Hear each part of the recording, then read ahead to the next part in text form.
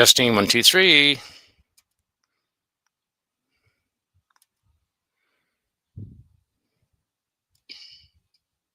Oh, that's better.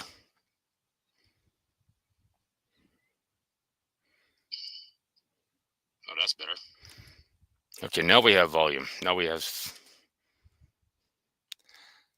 Okay, that's much better. Had problems with the headphones. So let's get back into intent and how intent is in your mind, and your mind has no control over your behavior. Psychology is a study of the mind and behavior.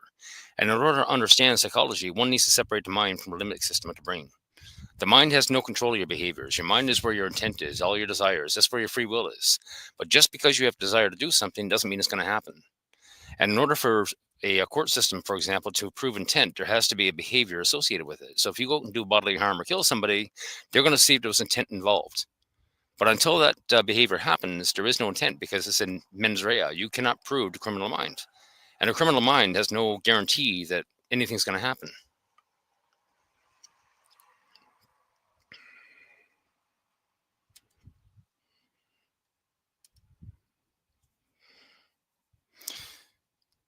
And of course, when it comes to your behaviors, you don't have free will because it's all in your mind. Your intent is in your mind.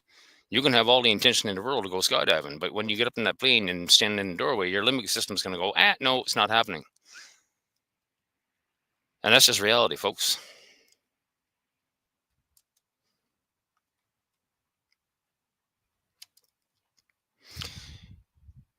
And again, with the StreamYard, if you want to get online and talk about your dog, talk about your issues with your dog or behavioral issues with your dog, or talk about success, feel free.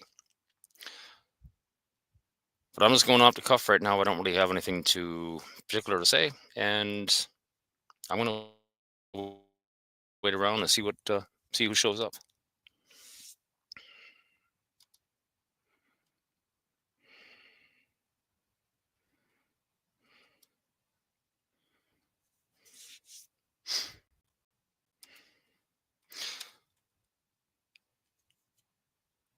In the meantime, I'm going to talk about the group.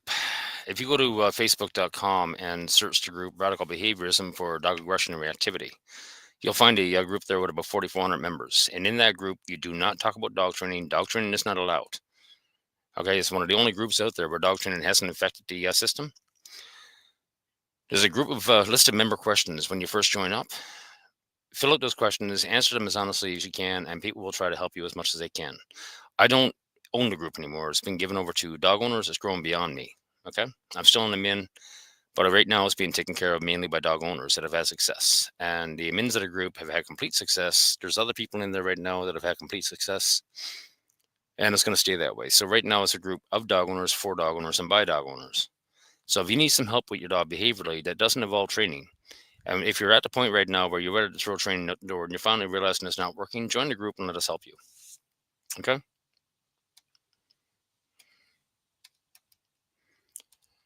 And I will put the link in here.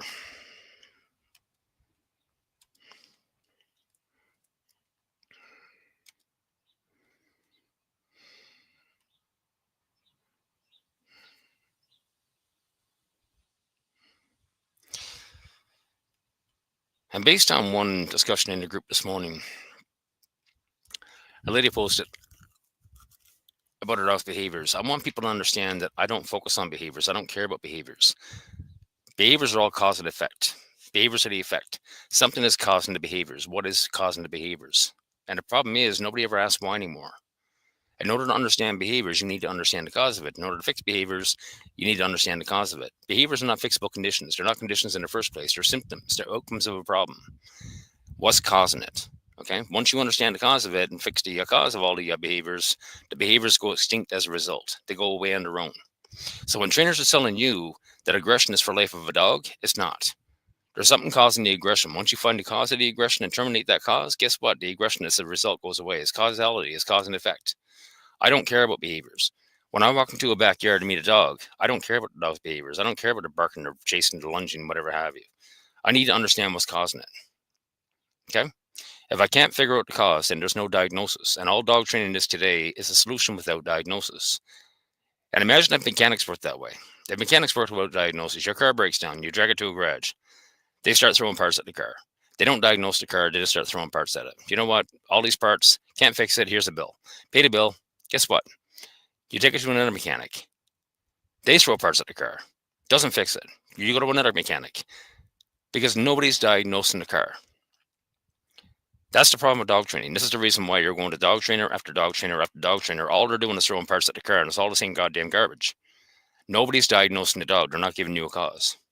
Has anybody ever sat down and talked to you about the cause of your dog's behaviors? Because once dog owners understand the very cause of the behaviors, it could be lack of exercise, lack of purpose, it could be something medical, it could be a lot of things. Once you understand the cause of those behaviors, you are the only one that can fix it. And once you understand that, you will never need to hire a dog trainer again. You can put your money in your ass pocket. In our Facebook group, we actually promote the use of or buying useful tools. Invest your money in useful tools instead of dog training. So flirt poles, remote control cars, drones, whatever have you. Get the dog out and chase something. This is what we actually promote.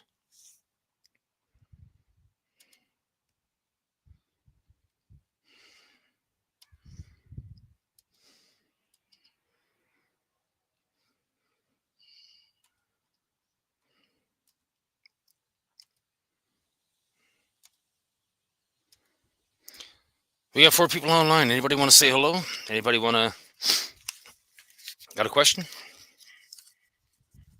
Or do I need to sit here flapping my gums?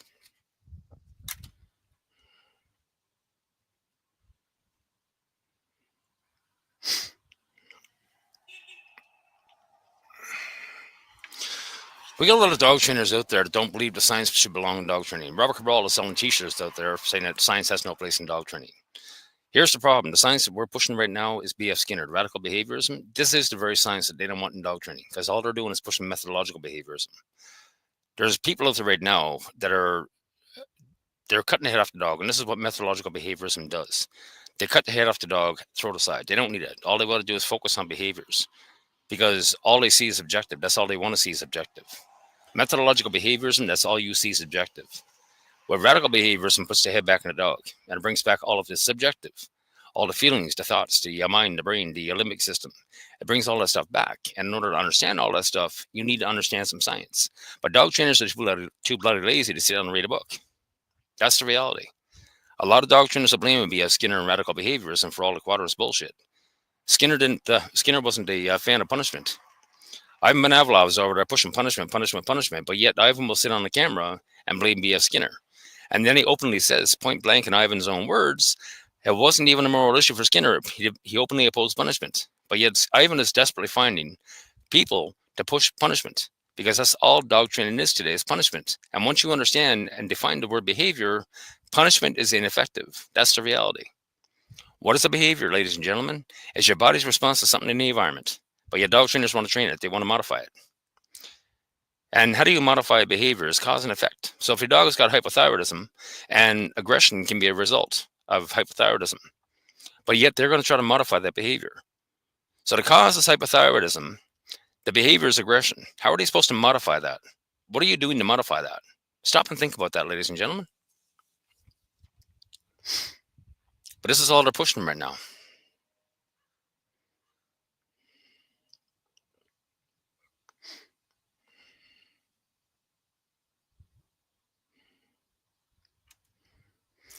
And this is the link for the Facebook group if people want to join. If you're having problems and nothing else has worked and you're ready to throw dog training in the garbage where it belongs, join the group. Again, there's a list of member questions when you join the group. Answer the questions, fill them in. It just gives a general idea of where you are, what's going on with the dog, whatever have you. And it gives us general ideas which way to look and which questions to ask. So when you join the group, answer the questions and post them, and somebody will be along to help you. Be prepared to have a discussion because it takes discussion to understand why the dog is acting out in the first place. And this is the whole thing. We need to diagnose your dog. People need to start asking, why is the dog doing this? That's the reality.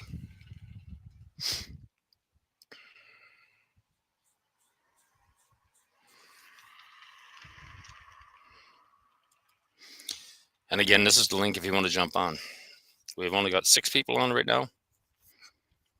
Can people hear me at least? Give me a 1 if you can hear me.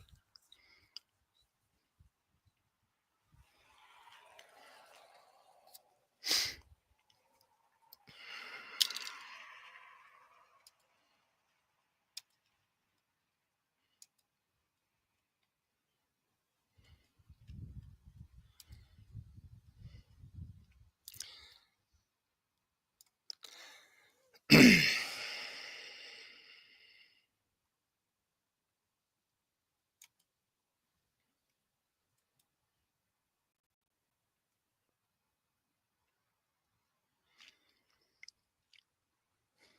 StreamYard software is pretty cool. For freebie software, it's pretty cool.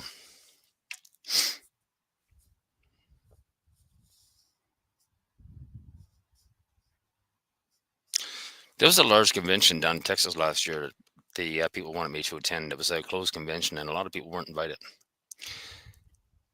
And it was mainly to try to figure out what was going on in dog training. And the number one thing they came to the conclusion of is that dog trainers are ignorant. And what that means is that they don't have they lack knowledge. That's what ignorance means. It lacks knowledge. And that's the number one thing I find today. Most dog trainers will not sit down and read a book for the sake of a dog.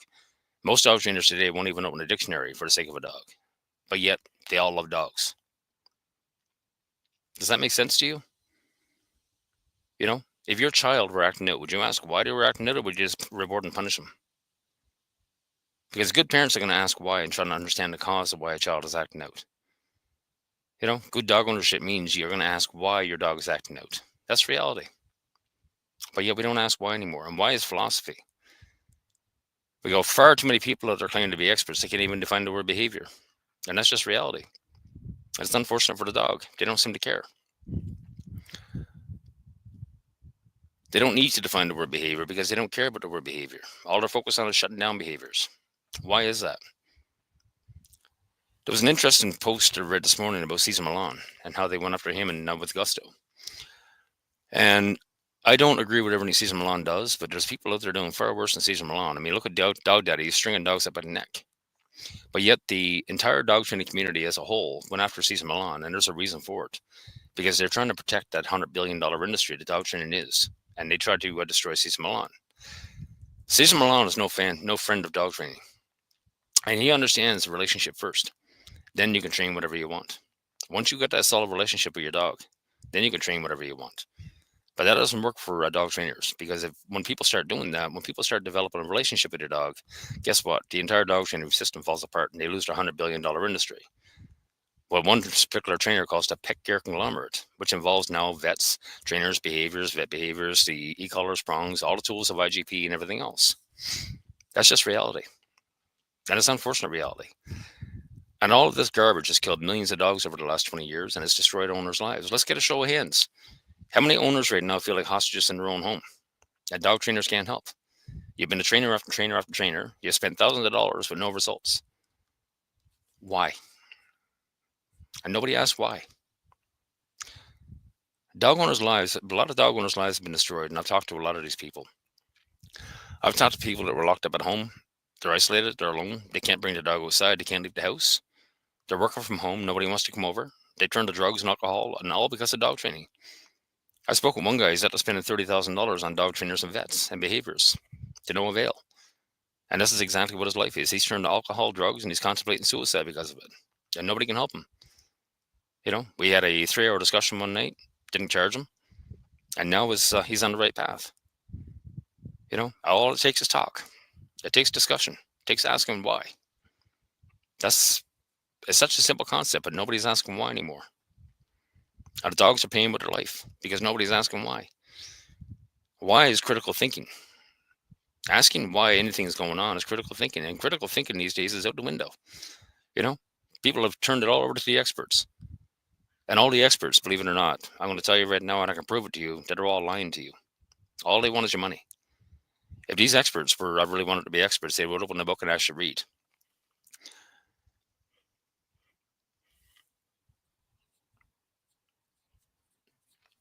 We got 6 people online. Is anybody have any questions?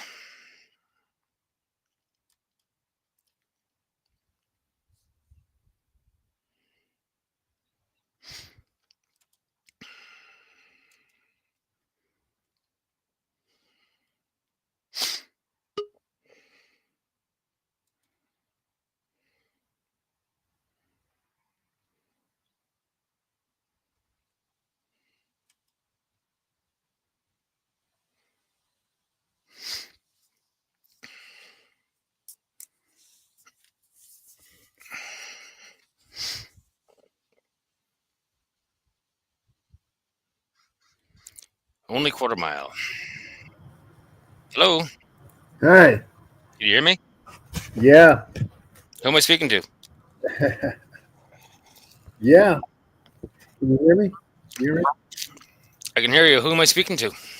Hi. To the train wreck. That's the dog training world today. I Recognize got me? I got a really small screen. What is your name? This is this is top dog. Oh, Chris. How you doing, man? Yeah, I wanted to. I don't know if you see. I just got a notice, man. Yeah. Okay. So what's up? What's on your mind? Yeah. I just got the notice from more Dale McCluskey attacking us. Oh dear Lord. That man is out to lunch. He's got nobody left in this world. And I Well, see the love affair with Kevin is over too, eh? yeah, I noticed that they're beginning. Yeah, he's beginning to fight each other. Right? Oh yeah. We all knew it was gonna happen, Chris. Yeah, this is well, when he's got the Inquisition. He's the Inquisition. He's the Inquisition guy, Dale McCluskey. You know, Oh yeah. he doesn't matter. Let me try. I get an echo. Let me try this. Yeah. Okay, I didn't have that. Okay. Okay, maybe that helps things. Let's Yeah, see. that sounds better. Sounds a Yeah. lot better. Okay. Okay. Yeah. Sometimes it gets feedback if you don't have the headphones on. Okay. Yeah. I think there's a delay in between the two of us or something. So, yeah. You want to come up here? Here's my little. Here's one of my little puppies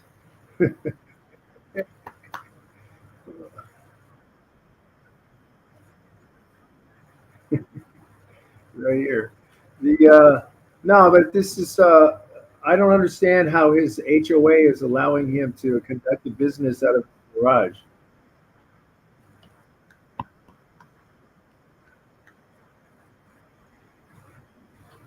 You know, and promoting the abuse, the Inquisition style abuse that he's doing, the torturous abuse.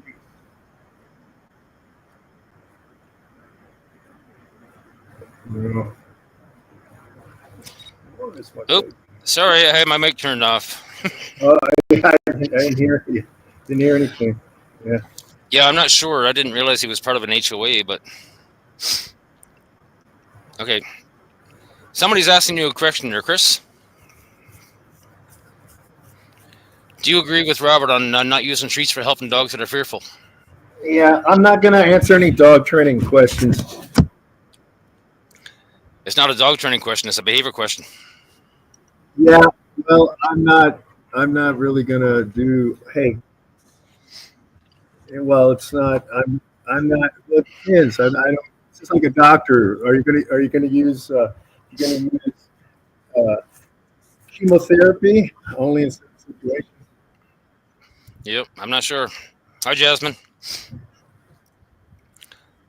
So, what do you want to talk about? I'd rather not talk about Dale too much. I've heard enough about him. Yeah, but it's a problem. Oh, it is. Yeah, But I'm getting. again, he's not the only problem, Chris. There's a whole lot of problems out there right now, and Uh, none of them care to learn. but he's a he's he's a he's a focal point at this time because I think everybody can come together and agree that he's a problem. That's what's Well, good. That's why people are keep having this breakdown because everybody's against him. It's just like everybody's against the plague. Nobody wants the bubonic plague. This is yep, I get it. But when you're painting, yeah, I mean, he's got right now. He's got himself painted into a corner. He's got no friends left in the dog training world at all, and he's isolating himself. That's all he's doing right now. Yeah. So I don't know. How's your dog doing anyway? Oh, the my jungle dog with the surgery. Yeah. Yeah. Let me. I think I have to do this. Yeah. Okay. Uh, Let me see if that helped because I was getting sounding it twice. Yeah, he's recovering. Uh, I have to give him. He has a fentanyl pain patch on, and also I give him medication every 12 hours. It's 2 weeks of extreme. I want to say bed rest. It would be for a human, but yeah, I'm trying to recoup that money. A huge amount of money. Yeah, it's never cheap. Well, not G. Not only is it not cheap. Yeah, it's better. I don't have the echo going now. Yeah. It's not only not cheap. It's the factor of it. It's just the veterinary thing in the United States has followed the human medical model, and it's a business model. It's not a care model. That's right. When you let the insurance companies lay out the costs. Yeah. Well, I mean, in this case, that's that's not really an option. I mean, there are some there's trying to get start insurances for dogs and cats, but the thing is, this isn't how it is. It's not how it is with veterinarians and the rest of the world, and it wasn't the way it used to be. For one, the vet techs glorified, you know, or nurses or whatever you want to call them, the vet techs. They jam up the price on the overhead, and then you have too many people working in the office. Where I went, I just had there were six people that are just working the desks, and Yep. why? Why? It's like, how about cutting that overhead out and saving people money? But this is the thing, and I know that a lot of veterinary practices will not. They'll let dogs and cats die if they don't get money up front. And Yep. this is not how. And how is this helping? How is this helping dogs or cats? It's Well, not. You well, know. Monty went through an episode a few years ago where he asked, I don't know how he did it, but he managed to eat a bunch of carpet, like literally carpet. He had one string Yeah. that he managed to pull, and he put about 20 or 30 feet into him. Yep. So it was like a piece of spaghetti, I assume, because once he started eating it, he couldn't stop. And then, anyways, $10,000 later, and it didn't take long to add up. Thank God for insurance. It only cost me $1,000, but my God, man! And in the end, he wound up pooping it out anyways. Yeah.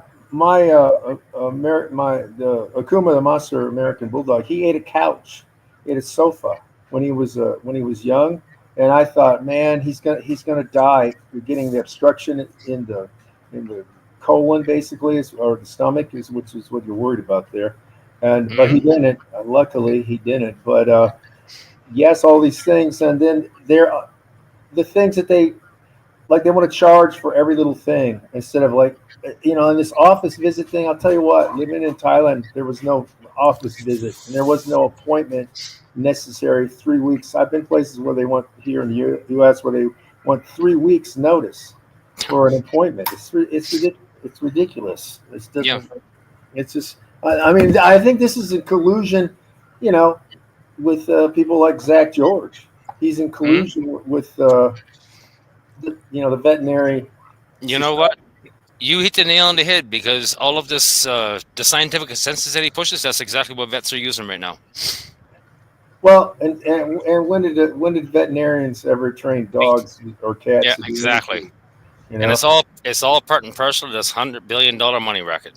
Well, that's the pet. Yeah, the pet dog, which didn't exist before the '90s. This is one of the things. That's And what. for the people listening, if you have a vet that's telling you to kill your dog behaviorally, Yeah.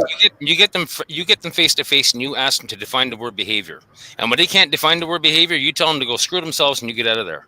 Well, what I tell anybody who says that stuff, you'll have these force-free people like that stupid canine Tay, and she's saying, "Oh yeah, that's some behavioral euthanasia, euphemisms for murdering and executing a dog or cat or dogs usually that they can't handle." It's like, yeah, there's a reason why she's not around wild animals, Hmm. and anybody who says that, I say, tell you what, when you're doing the same things and you're saying the same things about your kids or your grandma, like, yeah, she's it's better off. She has no quality of life. Let's off grandma. And if you're not gonna, oh, that's different. It's the same. It's exactly the same to me. But when you're saying that, I mean, vet care, do no harm is at the window with human medicine and vet medicine. Yeah, There's a fellow in the group right now, and I had asked him to do a thyroid test because everything is pointing to hypothyroidism. yeah. Well, the vet turned around and took a T4, and that was it. And it's actually borderline low.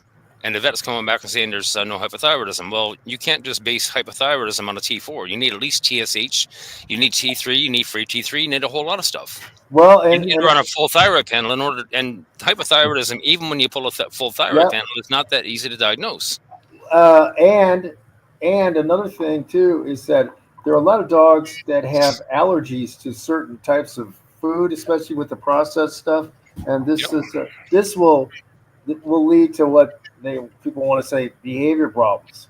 Yep. Yeah, and this is a bigger deal than most people, but most people don't care about having their dogs checked for any of this stuff. Well, they want to do a blood screen. You need a blood screen too, because there's a lot of things that can go on that you can catch early too, like all the cancers and etc.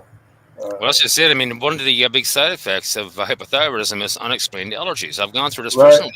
Yeah. And how many dogs out there right now are suffering allergies? I mean, what's the causes of hypothyroidism? You got early spay and neuter. You got dog food. You got damage to the throat because of dog trainers. Let's talk about that. This is something that's U.S. based, and this is Zach George and a bunch of other idiots, but he's the lead idiot in all this. Spay and neuter, and they're doing it too young before their hormones have finished with the dog. Let's do it to kids. Why don't we do that to kids? How about every illegal that comes to the country gets spayed? Why don't we do that? Oh, that's different. And in Scandinavia, it's considered dog abuse. The only way that you can do that is if the dog's health is in danger, which can happen with older females, for example, dogs. That is, that can happen to humans too. Why don't they just do hysterectomies on every woman that hits 40? Why don't they? I mean, and he's trying to promote this. Well, this is spay neuter. And they're trying to make this a mantra for everywhere. But they don't have a overpopulation of dogs and cats in Scandinavia. Why is that? Because their mindset of how they treat animals is far better than how people treat animals in the U.S. Well, here in the U.S., I mean, it's all methodological behaviorism, which basically it effectively cuts the head off the dog. You don't care about the brain, the mind, all the feelings, emotions, hormones, and everything else. That's all the subjective, right? That's all the subjective stuff the dog trainers don't want to deal with. That's the reality. Well, they don't want to deal with the fact that they're trying to use these things as crutches, hormonally, neuter, effectively neuter male dogs or spay females so that they can be more slave-like. The dogs can be more slave-like to them. Yeah. And this is the hallmark of bad trainers. Number one, they can't. Oh yeah, you need to have. There's a aggression problem. Well, gee, guess what? Go look at a prison. You know what I mean? Every time it's like, resource guarding. So do you. So does a human. Yep. And so does your fat little kid that's in middle school. You mean I can go up to that kid, stand over him, loom over him, and grab his food? And this is stupidity. Why are you trying to provoke problems? This is some of the things that people do that provokes problems. And the problem is nobody's asking why, Chris. Well, they don't want to learn about dogs and cats. They don't. They want to have tropical fish. Yeah. They want to have them in. Hey, look at this. Look at my dog, or look at my cat. And look at this, and then they don't want to bother with them any other time. They think they need no upkeep. I think I fed the fish like last week. That's how some of these people are with dogs and cats. And of course, canines are far more investment of time than felines, because felines are more independent and such. Yeah, and felines don't give a shit about you in reality. Well, they care about you like people care about each other. You know what I'm saying? I mean, it's the same thing.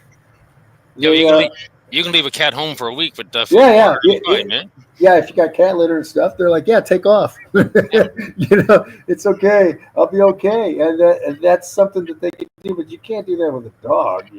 There's no Yeah, way. And because they were socially interact with humans for a very long period of time, and that's their personality.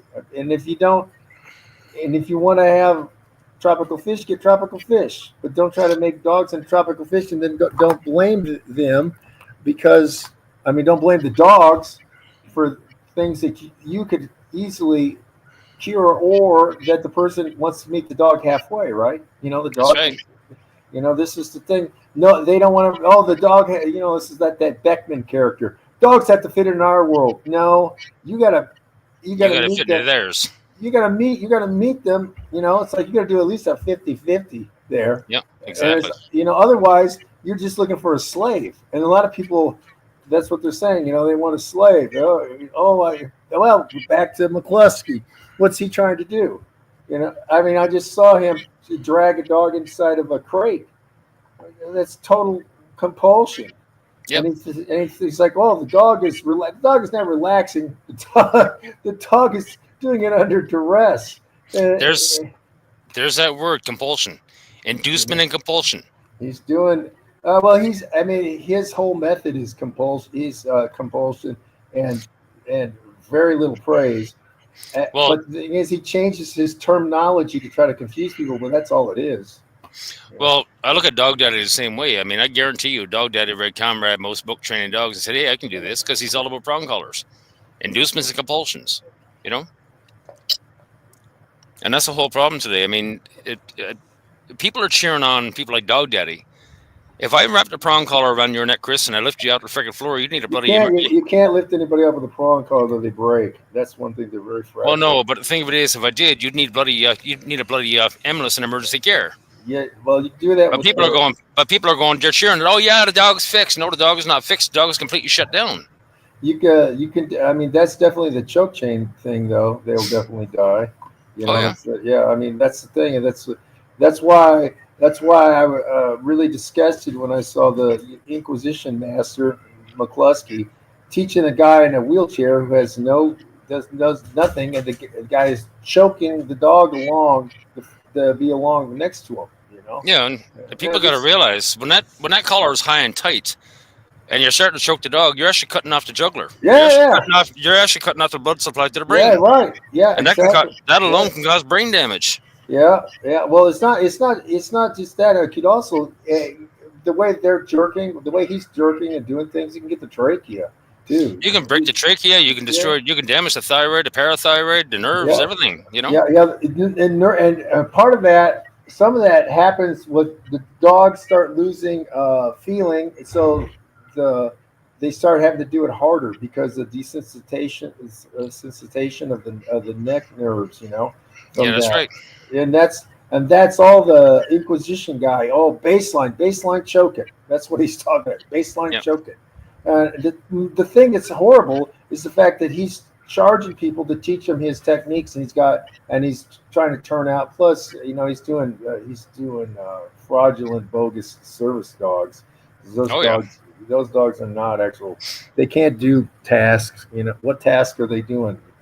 None that I. Yeah, Nothing. there's no tasks at all. I mean, he's not showing dogs doing any kind of tasks. No, he's just saying, he's going along, getting choked if he doesn't go along with them. And But yet, for me, I've got dog parks, and like I do a hour-long assessment in dog parks, and a lot of these dogs are off leash in an hour or two at a dog park. And he's going, well, Robert's not showing nothing. All I can do is laugh. yeah, well, I was just And reading then, some of the chat thing. It's like, yeah, the U.S. For humans is the most expensive medical care in the world. It is not the best. They try to sell people that propaganda. I've been in 5 different medical systems around the world, and it's the worst.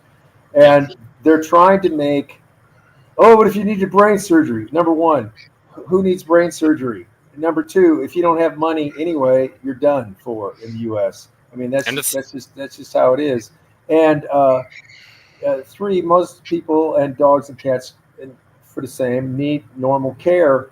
And in the U.S. they're trying to follow the medical model, and it's unbelievable. These veterinarians, if you wanted to make money, go into plastic surgery. Because all the vets I used to know back, they did it because they wanted, they liked animals, they wanted to help animals. That's the reason, not to buy Ferrari and to Yep. have their kids go to private school and stuff like that. But that has changed. And their whole mentality of they don't care about animals. I mean, why the hell are you a vet if you don't care? If you're gonna let a dog or cat die because someone's not going to pay you $5,000, $6,000 to save the animal, what the hell are you doing? And vets are doing everything against the dog. I mean, number one, they're promoting dog food, which is 60 to 70% carbs. And most dogs today that are on dog food are low grade pancreatitis, which is causing pain in the pancreas. I've had that myself. It's bad. Well, and then they wonder why the dog is getting grumpy. Well, and for cats, the ash content in the cat food, which is very bad for cats. Oh yeah. And then spay and neuter, they're pushing early spay and neuter, which is going to cause problems down the road. It's guaranteed income down the road. This is what vet care is all about today. And you know what their biggest money maker is, though, of course? It's vaccinations. Oh, yes. And vaccines are causing so many problems. Yes, and this is the thing. For example, in the U.S., different states have different laws, and some say you have to have a rabies vaccine every year, and some say every 3 years. That vaccine is exactly the same vaccine.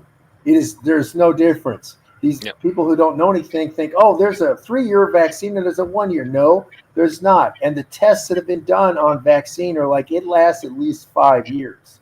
I have never vaccinated a dog. Well, you could get in trouble. I mean, you could get in big trouble if you didn't do that. Well, when I brought Monty in here, like when I first got Monty, a couple months after like the first night I got him, I switched him over to raw feeding, and I never looked back. And within a couple of months, I just took him into a vet just to get him registered and introduced and whatnot. Yeah. And they were telling me, they were looking for his vaccination records, and he only had his first round of puppy vaccines and nothing since. Parvo for the parvo. And well, no, and they were telling me, it's mandatory by law. He has to have rabies vaccine. I'm going, no, I'm not getting him the rabies vaccine. Well, you got to. And so I called the city, and sure enough, it wasn't mandatory.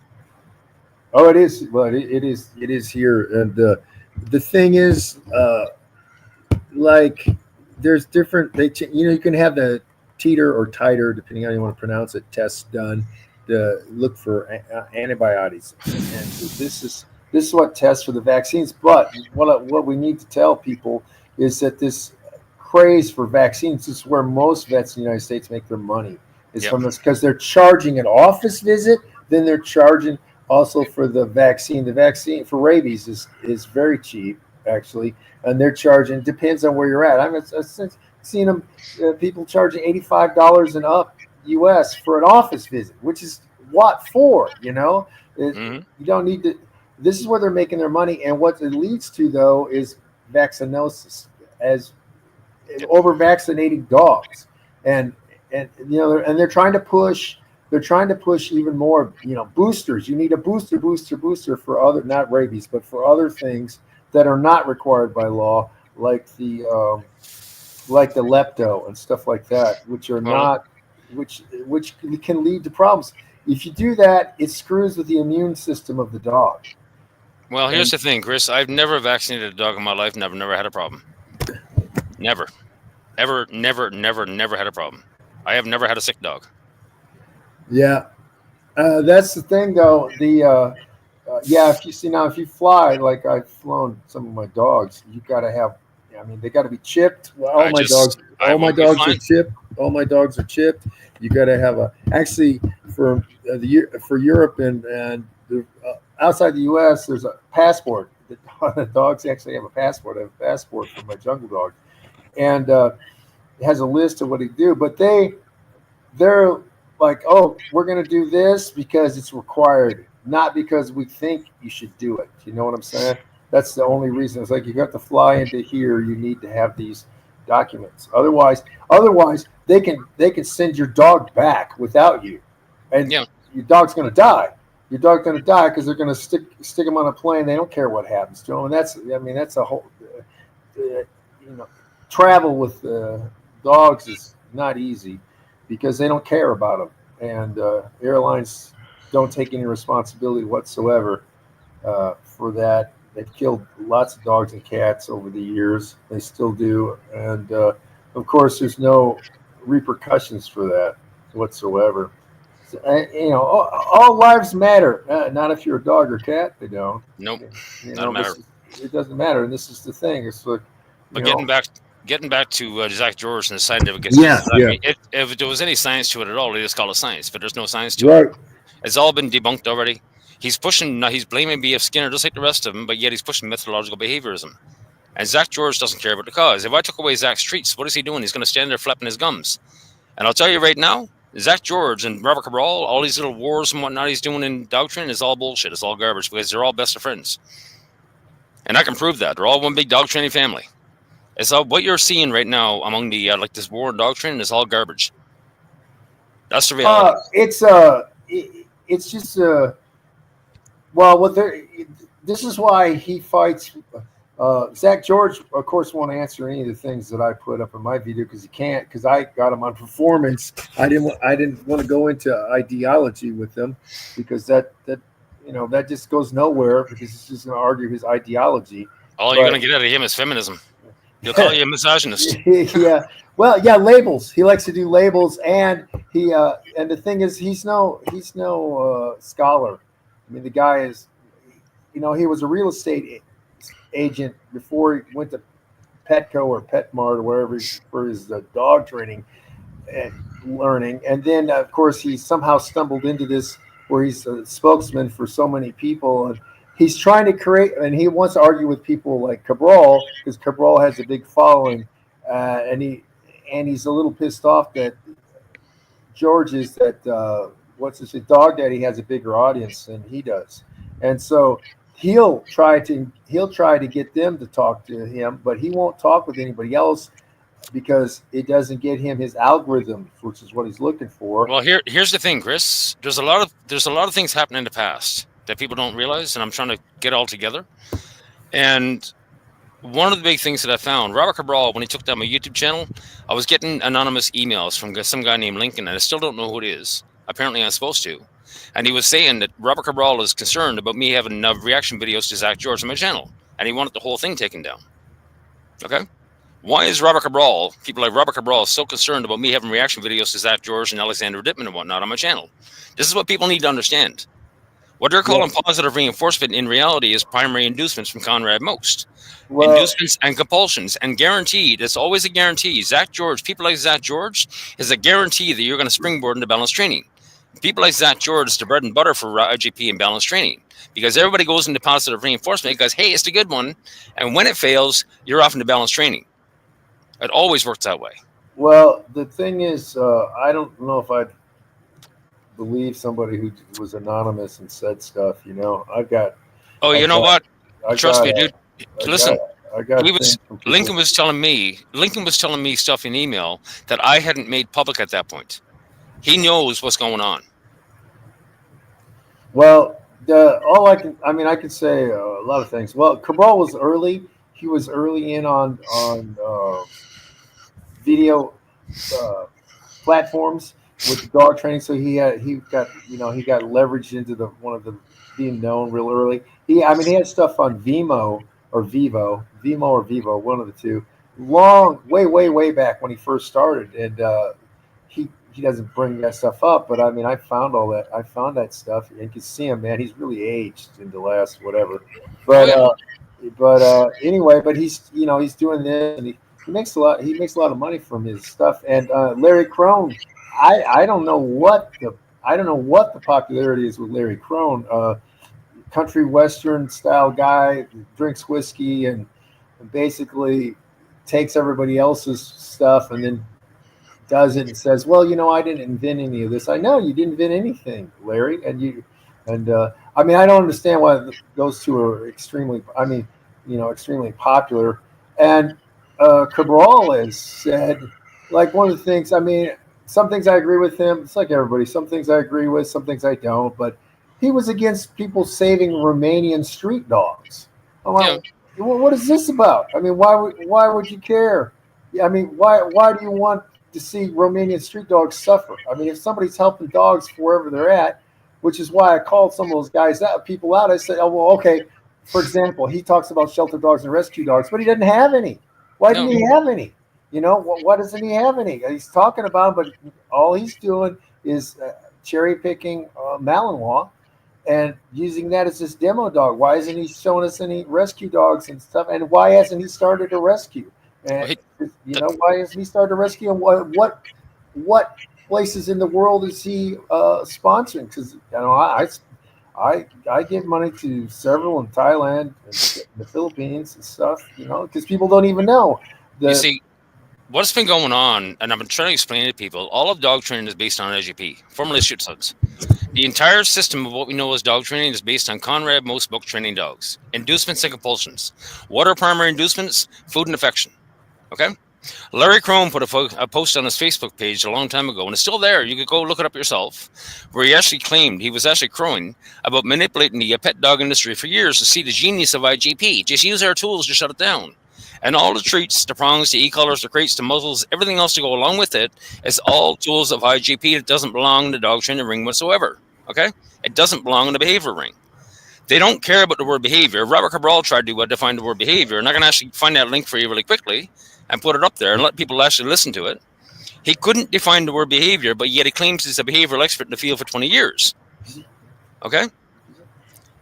This is the problem. It's a serious problem. They can't define the word behavior because they don't need to. They don't care about the word behavior. Well, the thing is that predating all of that stuff, IGP is actually a very small segment. It's just no, it's not. It's the entire dog training industry as a whole. No, it's not. It's very small. For the dog sport in the United States, for the dog sport, it's really tiny. But you would think because it's getting exposure from these people that it's big. It's very tiny. There's very few places that actually do it. It's only these people are in bigger areas. But look at the broader picture, Chris. IGP is taking over everything. Okay. No, it's not. No. AKC. Just stop and listen to me. Stop and listen to me for a second. You got people like Ivan Benavilov up there telling people point blank that only people like me should be working in behavior. Okay? These people do not belong in the behavior ring whatsoever. Robert Cabral says the same thing. He can't even define the freaking word behavior. But yet they're telling people, you know what, you need to use tools to shut down the behaviors. And that's all they're doing. And that's exactly what Larry Crone said on his Facebook page. They admitted to manipulating the pet dog industry for years to see the genius of IGP. And that's all it is. Well, it's not true. The bird dog industry is far bigger. You're not even looking at the bird dog trainers. They're more influential in the long run than anybody has been, actually, because they pioneered a bunch of stuff. And they were the first professional dog trainers in the United States. Free information to people there. People don't know that. And you got to realize, all this goes back to 1910. No, it's before that in the U.S. Back in the it's 1700s. Have you actually read Conrad Most book? Oh, I have everything. I have it. I guarantee I have everything that anybody's ever done. That was even Learberg admits fully on their website. If you go up and look up Conrad Most book training dogs, or even Learberg admits it, that the entire system of dog training today is based on Conrad Most, not Skinner. Well, he's influential. Well, actually, I have a degree in behaviorism, so I know a little something about everything. So Skinner was still alive when I did my degree, and his big students that went forward were the Braylons. And the Braylons trained all sorts of animals and everything. And then Bailey, when Keller Braylon died, their assistant Bailey married Marion Keller, and so it became Marion Bailey. And he's still alive. She isn't. But he's done loads of stuff.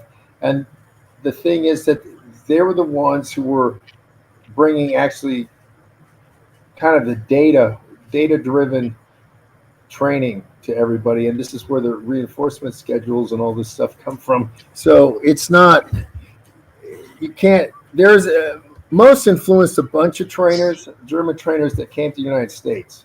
Mm-hmm. That part is true. And then World War II, most people were in the because I mean I can get into the movie dog too. Movie dog trainers were not exactly that way, but some of the but the World War II whole thing was set up was from two people who had were following most in a way and then diverged from it a little bit. But Hmm. this is a specific. You have a washout rate, just like you do for anything. If you're using that type of method, and just like you have not everybody can be an astronaut, not everybody can be on the Olympic team. That's just how it is. And the same thing with that type of method. And what the Braylons didn't follow that method is what I'm getting to. They were far more this. You have to. Nobody's doing anything for free in the world. Dogs, cats, whatever. They expend calories. It's all about energy. They're expending energy to get energy back. So they're only going to chase after something they think they can actually capture. They're not going to just endlessly. They're not going to endlessly. Let me cross that one for a bit.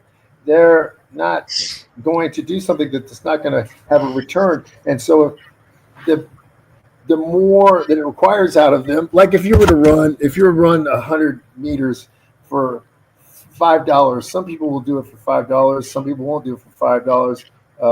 And if they're a runner, they'll do it. But if they're not a runner, they'll do it. If you offer them 5,000, they'll do it. So it's the motivation behind the act. If there's no motivation, they're not going to do it. If dogs don't feel motivated to do something, why would they do it? Which is the whole thing of people saying, well, hey, I don't, the dog should do it because he loves me. You should go to work for free then, because people are only working to get paid. The dog is trying to get paid. Evolutionarily, that's in food. That's what they care about. They're only doing things for food or for procreation. Well, I'm totally off the wall because I don't make a cent off what I'm doing right now. Well, I'm not talking about dog training. I'm talking about whatever job you do, You see, yeah, but the thing of it is, we need to separate dog training from behavior. Okay, that's the reality today, and it's not happening. Do you believe the dog trainer should be in the behavior ring at all? I think there's a clear. I think what's happened. Okay, here's what's happened actually. In the 90s, hey, Z, you don't need to be looking out the window looking for problems. I got a dog that's protecting. He's actually up on the thing looking out the window, trying to check out if there's something he should deal with. What happened was people in the 90s, that's when the pet dog training craze started, and they realized, oh, people don't want to have their dogs actually learn specific behaviors. They want to stop behaviors. That is not dog training. Stopping behaviors like the anti-brain guy and all these people, but they could cash in on it. Yeah. It's just like, oh, yeah, I can you pay me to stop stop your smoking or stop your drinking. That's not a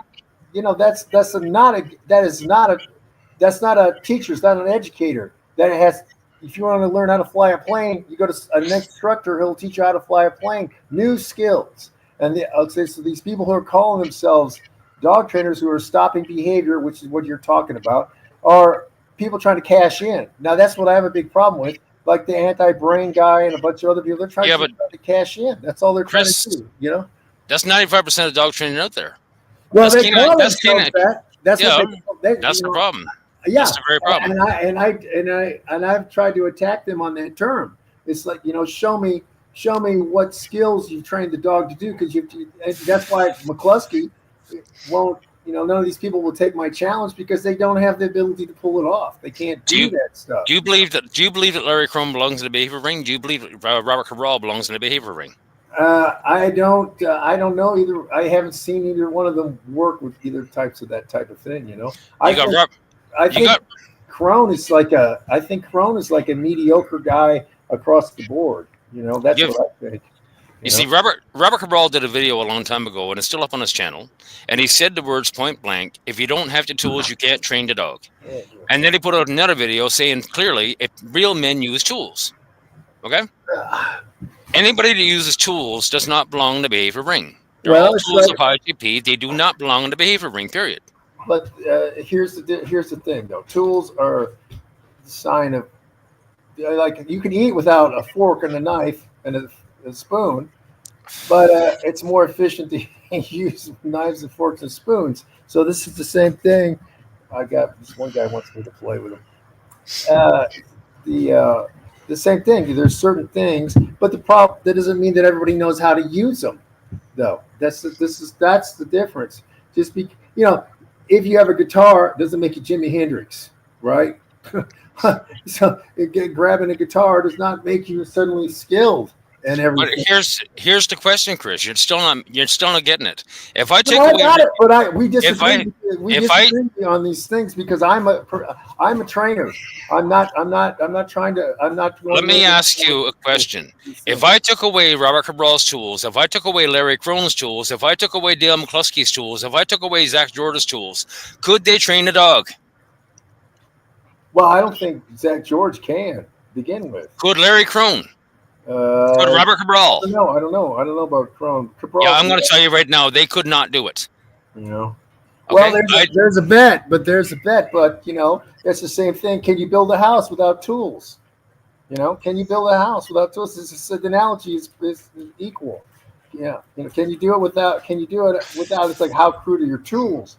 Because Well, other okay, things so- are a hatchet or an axe, and that's what you're seeing.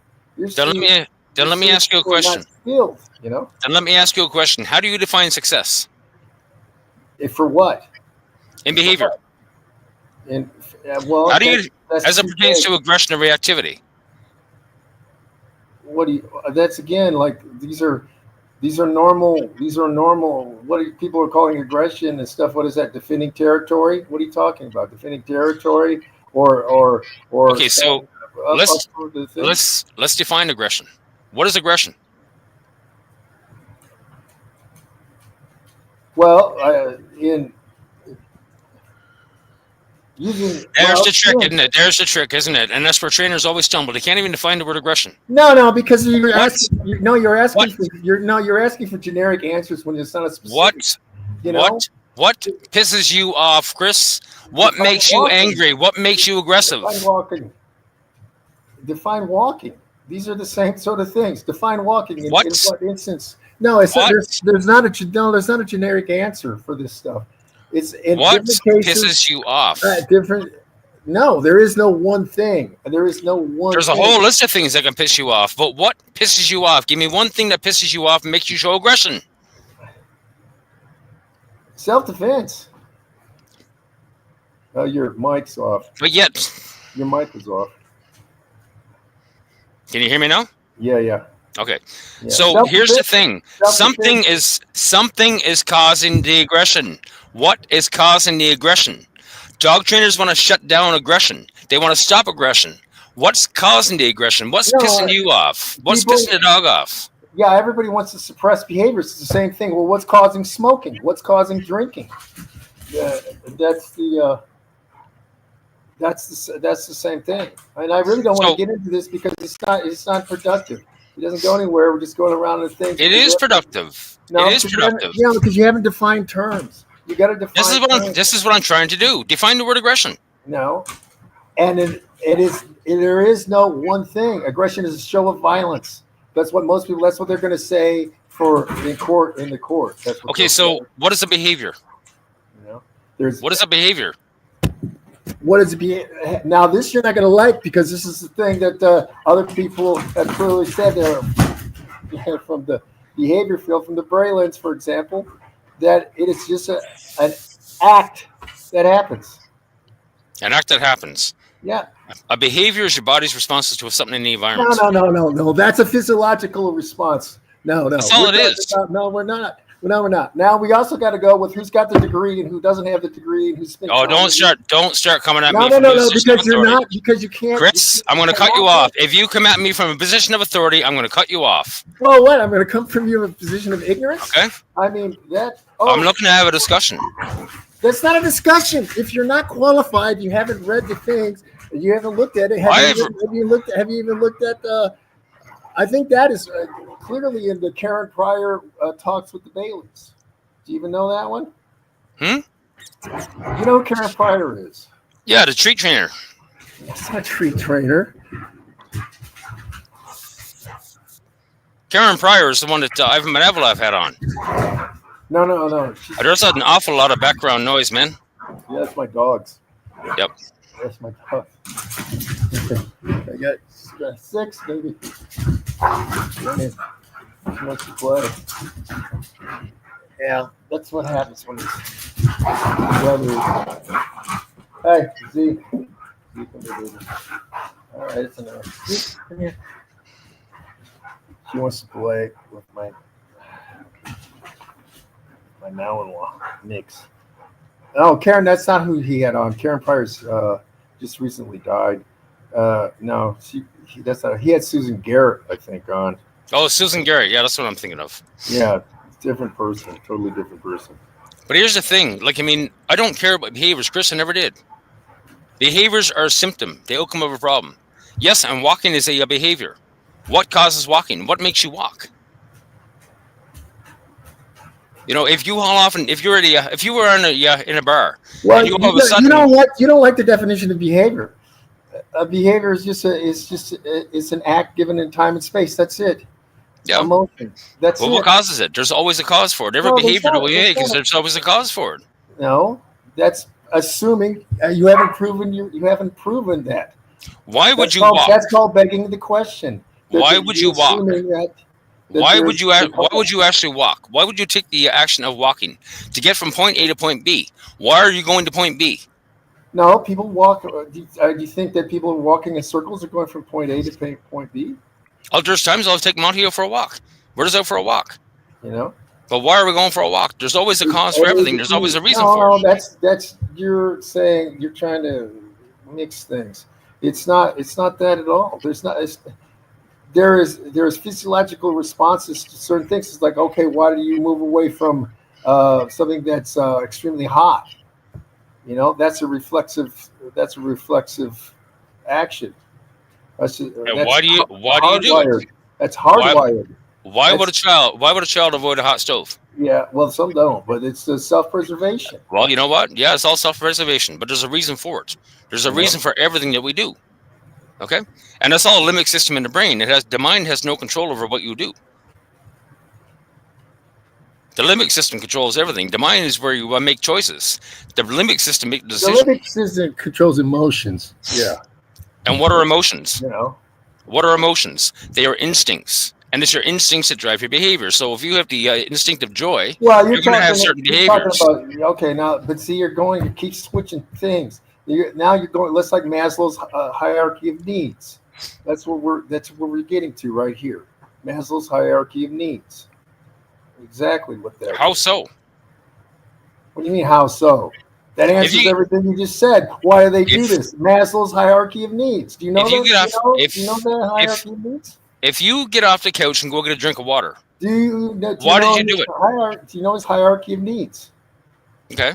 Because it fits that. It's one of the things that people don't know. If you get off the couch and go for a drink of water, why did you get off the couch and go for a drink of water? Right into Maslow's hierarchy of needs. Because you're thirsty. And that's Maslow's hierarchy of needs. It's right if you turned around, if you and I were face to face, and you hauled off and slapped me across the face, I'm going to ask you why you did it. Could you answer the question?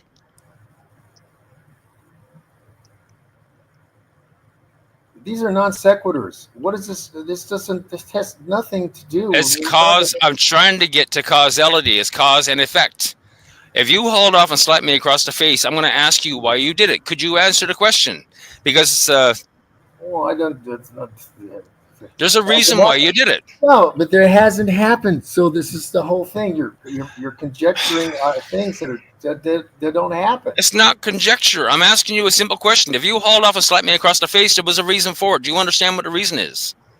Jonathan Edwards wrote back in 1754 in The Freedom of the Will, we understand our behaviors. There is no freedom of the will. There is no freedom of will. That's been disproven. There is no, yeah, exactly. There is no freedom of will. We don't have free will. That's an illusion, yeah. We don't have free will. Yeah, so what causes our behaviors? If it is not if it's not an act of free will, then what is it? Well, if you want to go down the whole thing that Sapolsky spent a book or two writing about, and so did Sam Harris actually, that this is at the neurological level, from also environmentally, but it's mainly hardwired things that are primate driven. Like why is the need? Why is the need? Well, you can ask this. Why do people feel like they want to kiss and hug dogs?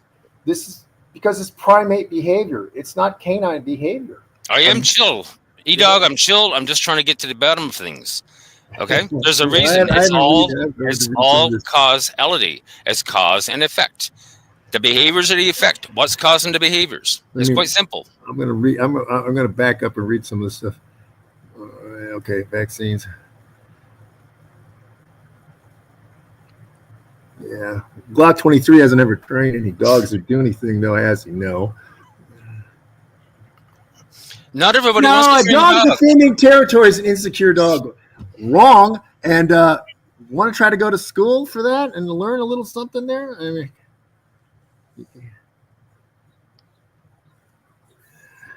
now conflating things, wrong. I can't. Ignorance. It's not my burden to cure people's ignorance when they make the wrong analogies here. Zoomies. Yeah, well, they were playing because they wanted to. Yeah.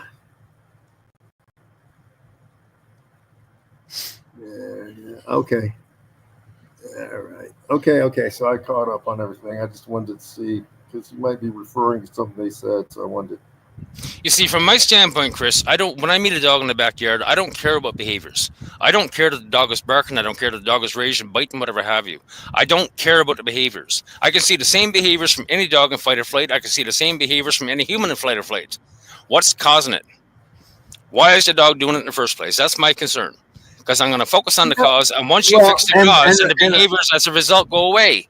And you got trainers out there telling people that point blank that aggression is for life. It's not. No, that's not. But it's also what these things are natural. Like, why is the dog barking? Alert. Dog is. This is one of the things that DeBose and I were talking about. Is that these things were not problems until people went to the suburbs and tried to bring dogs to the suburbs and try to get them to be tropical fish again. I mean, these are the things. Why are you talking to me right now? What's the cause of it? What's the reason for it? I wanted to talk about the problems that we're having with the contamination of the Inquisition guy. Well, I have no interest in talking about Dale McCluskey and whatever have you. Yeah, they're all inconsequential. If that's all you're here for, then let's finish up, okay? Yeah. Okay. All right. Okay, that's cool. Okay, that was interesting. But again, what I'm trying to get to, there's a cause and effect for everything. It's all causality. Period. End of sentence. Every bit of aggression for something's going to piss you off, okay? And exactly what it is, Glock. That's exactly it. Aggression is not a diagnosis. It's a symptom, the outcome of a problem. Why is the dog showing aggression? I don't care about behaviors. That's the reality. I care about what's causing the behaviors. There's a whole list of things that can piss a dog off. There's a whole lot of things that'll piss me off. There's a whole lot of things that'll piss you off. There's a whole long list of things. And those list of things that need to be investigated before we start reaching for genetics and everything else. That's the reality.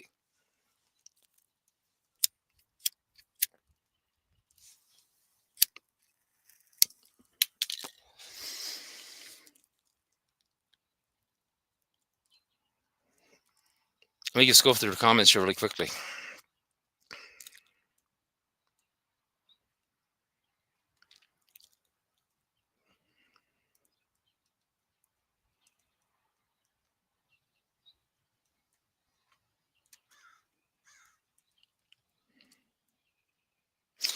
Next is, what do you mean by you can't change the definition of behavior to fit your needs? Behaviors are not an internal act of free will.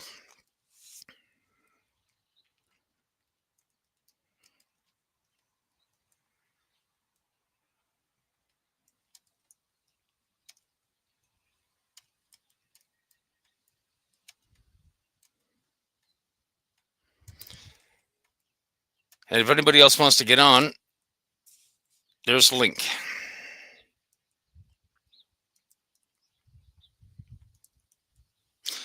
Okay, I got you now, Nexus. Anybody else want to jump on and talk? And the big problem is today, people don't seem to want to define the word behavior. They're all looking at things objectively. We need to look at behavior subjectively. The limbic system of your brain controls all of your emotions, which are your instincts that drive all of your behaviors. So we get back to walking. There's a reason why you are walking. Either you want to get out and have exercise, you want to get from point A to point B. When you get in your car and you drive, all the actions that you take, if you got to go to the store and get some milk, all the actions that you take is all causality. So you're going to hit the brake, you're going to hit the gas, you're going to make a turn, whatever have you. There's a reason for everything that you do. But that's what trainers don't seem to understand.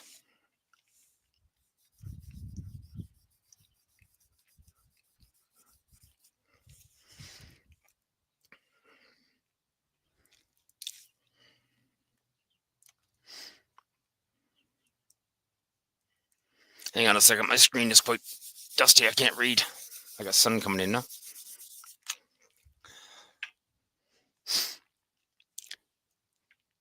There's always a reason for what people call territorial aggression.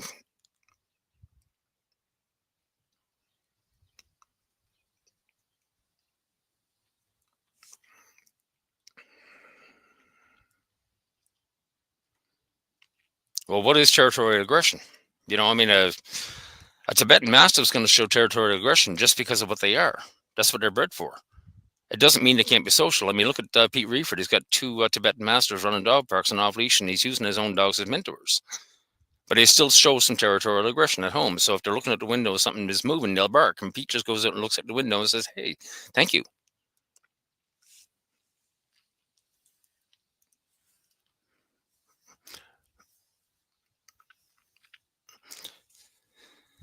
Yeah, there's always a reason for every bit of aggression. There's always a reason for reactivity. We need to find out why the dog is showing aggression and reactivity. That's the reality. There's always a cause for it. The behaviors are the effect. What's causing it? And again, once dog owners understand the cause, but again, there's a whole list of things that can cause aggression. There's a whole list of things that can cause a dog to show aggression. But we aren't investigating that list. We're jumping to conclusions. And quite often, the only conclusion that trainers are coming to is genetics. And that's not fair.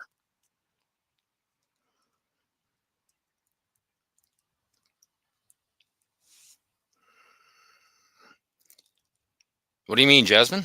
You just blew the mind of a cashier.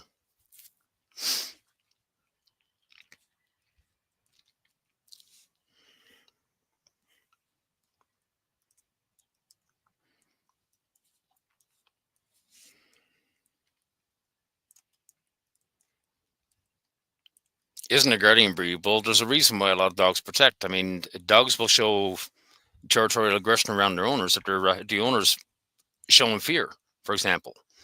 If the owner's showing fear, it means their cortisol levels are going up, and the owner literally smells like fear to the dog. They can smell your cortisol. Yeah, I mean, you look at my miniature pinscher. If you get into the dog training or dog groups on specific dog groups for miniature pinschers, the breed has been destroyed. You know, new owners join these groups and they get, I just got a miniature pinscher. What can I expect? And all of us see responses, they're going to take control of the house, they're going to bite, they're going to pee all over the house, and there's nothing you can do about it. It's just the way they are. My dog is nothing like that,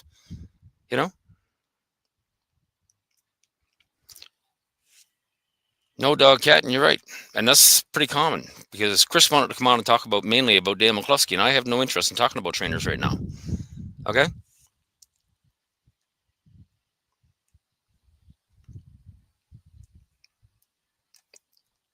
And for me, it's a serious issue because I just want to talk about behaviors. And I want people to define the word behavior. I want people to define the word aggression. And again, if you slap me across the face, I'm going to ask you point blank, why did you do it? And most people wouldn't be able to tell you. It's because you had the instinct of anger for some reason. Why?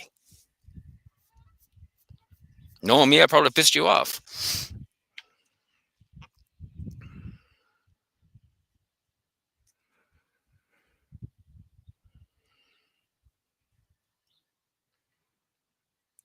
Yep. And again, Jasmine, once you understand what a behavior is, and behavioral euthanasia shouldn't be happening in the first place, but yet millions of dogs have been killed because of all this dog training nonsense. Yep. And again, And this is a very important thing because a lot of trainers, when you ask them to define the word behavior, they can't do it. When you ask them to define aggression, they can't do it. When you ask them to define reactivity, they can't do it. Why can't they do it? Hey, Pete, how you doing?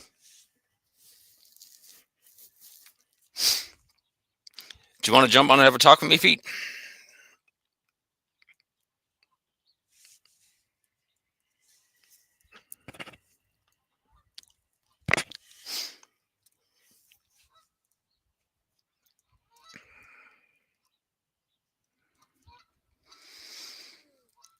A lot of times, Glock is just good raising the dog.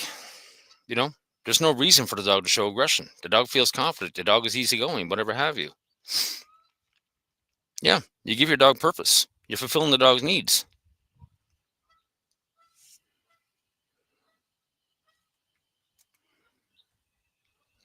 Yep. A behavior is simply your body's response to something in the environment. That's all it is. Again, if you want to go for a walk, there's a reason for it. There's a reason for everything we do. If you want to if you get off the couch and go for a drink of water and make all the steps to get there, you're walking across the floor. There's a reason why you're doing it, because you're thirsty.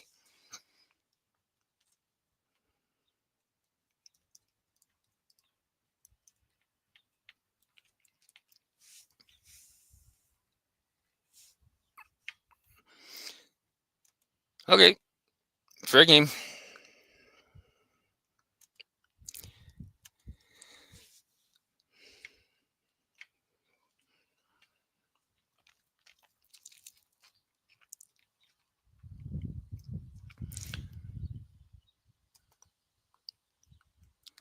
You have to wind the dog up, then that's a problem. Leave the balls and toys at home. If it's not a problem, then don't worry about it. Quite often, I see people out in dog parks, and the dogs are addicted to balls. There's one fellow here, he's got two Boston Terriers. I swear to God, those two dogs would slam into a brick wall trying to get that ball. They wouldn't even see it. They're so focused on the ball, and it's an addiction. And when the owner keeps throwing the ball, they're just feeding that addiction. And if you're doing that over and over and over again, that's a problem. It's not a good thing. I actually wrote a blog on how balls can be addictive. And when you're promoting that, it's not a good thing.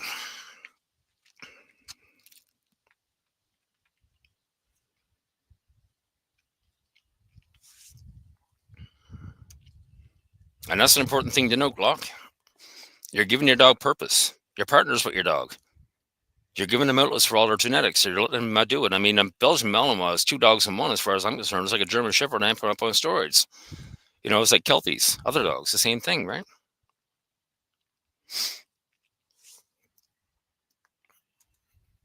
Yep. Flirt pole on a walk is a great thing. Get them active.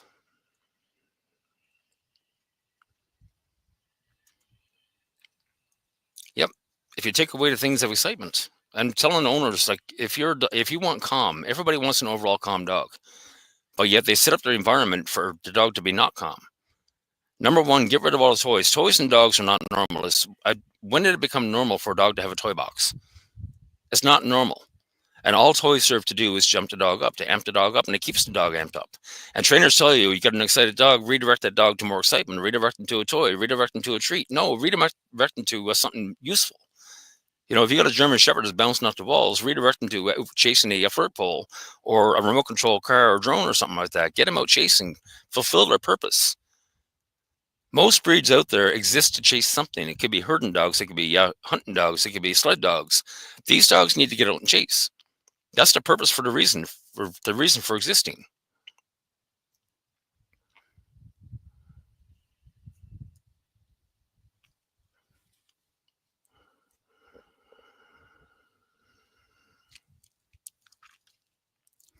Yeah, the word fear aggression. That's 2 words put together to scare dog owners. My dog is fear aggressive. Here's the problem. The dog is actually showing aggression because they're afraid. Okay? The fear is the cause of the aggression. It's cause and effect.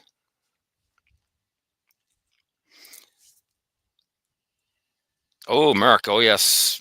Well, squeak toys actually mimic a dying animal.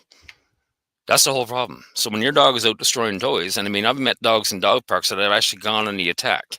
Some small dogs in dog parks, when they bark, they squeak. They sound just like that freaking squeak toy. And they've actually been attacked by dogs that have squeak toys at home. And I've actually verified that. I've actually got video on my channel. One little dog that sounds just like a squeak toy when she gets excited. And that's exactly it, Guac. A lot of small dogs have been killed by large dogs that are actually prey driven by these squeak toys, and it shouldn't be happening. Squeak toys shouldn't even be a part of the market.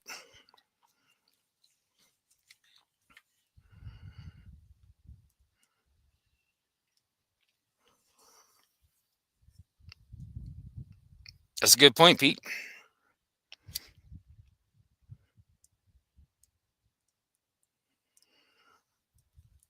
Yeah. And all you're doing is mimicking prey, Glock. That's the problem. It really is. People are always concerned, dogs excited at home, whatnot. Get rid of all the toys. If you want calm in the household, get rid of all the excitement. Outside is where you get excitement. So the dog is bouncing off the walls, the dog is chasing toys, the dog is doing it all, and then they're trying to eat people coming in the freaking door. There's a reason for it, because your dog is not calm. The environment is not calm. You're setting up the environment for the dog to be excited all the time, and it's not fair to the dog. So guess what? When somebody comes in the freaking door, they're jumping on people, they're attacking people, whatever have you. It's all a result of not being calm.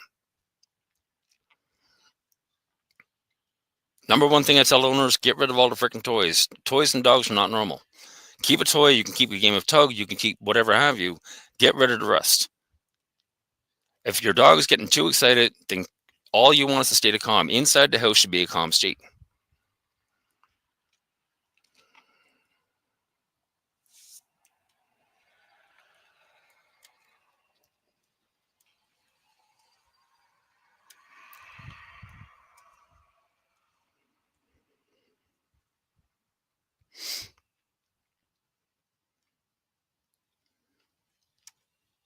Exactly. And cortisol is the actual fight or flight hormone. A dog jumped on cortisol is not a good thing. And excess cortisol, you take a dog that's been reactive for years. When I watched that video, Canine Tay, she's admitting fully it can take 2 years to get a dog over reactivity. She's literally driving the dog's cortisol levels up, and cortisol levels long term are medically damaging to a dog. And I couldn't tell you the number of times that I've met dogs that were going through serious medical issues because of dog trainers. And it's not dog trainers that are paying for it. And this is the reason why now I'm focused on a group on Facebook to teach dog owners how to sue their dog trainer. Because quite often dog trainers are doing medical damage to the dog and they're not paying for the damages, but they need to be held accountable for it. If you got a trainer that's turned around and jumped the dog's cortisol up for 2 years, the outcome of that is not good. If you got a dog or dog trainer choking out your dog and they damage your dog's neck, would you even know it? If they damage your dog's thyroid, would you even know it? Because your thyroid is right here, right alongside both sides of your trachea. If you feel your trachea, those little concentric rings, they're all cartilage. Would you even notice if they were broken?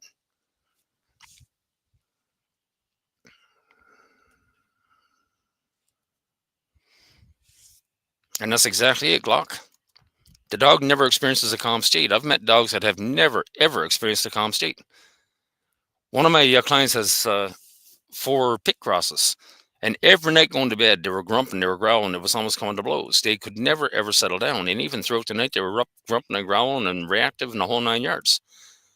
So the first time we talked before I even met the dogs, I told him, you know what, give all 4 dogs a good dose of CBD oil, cannabis oil. And he did.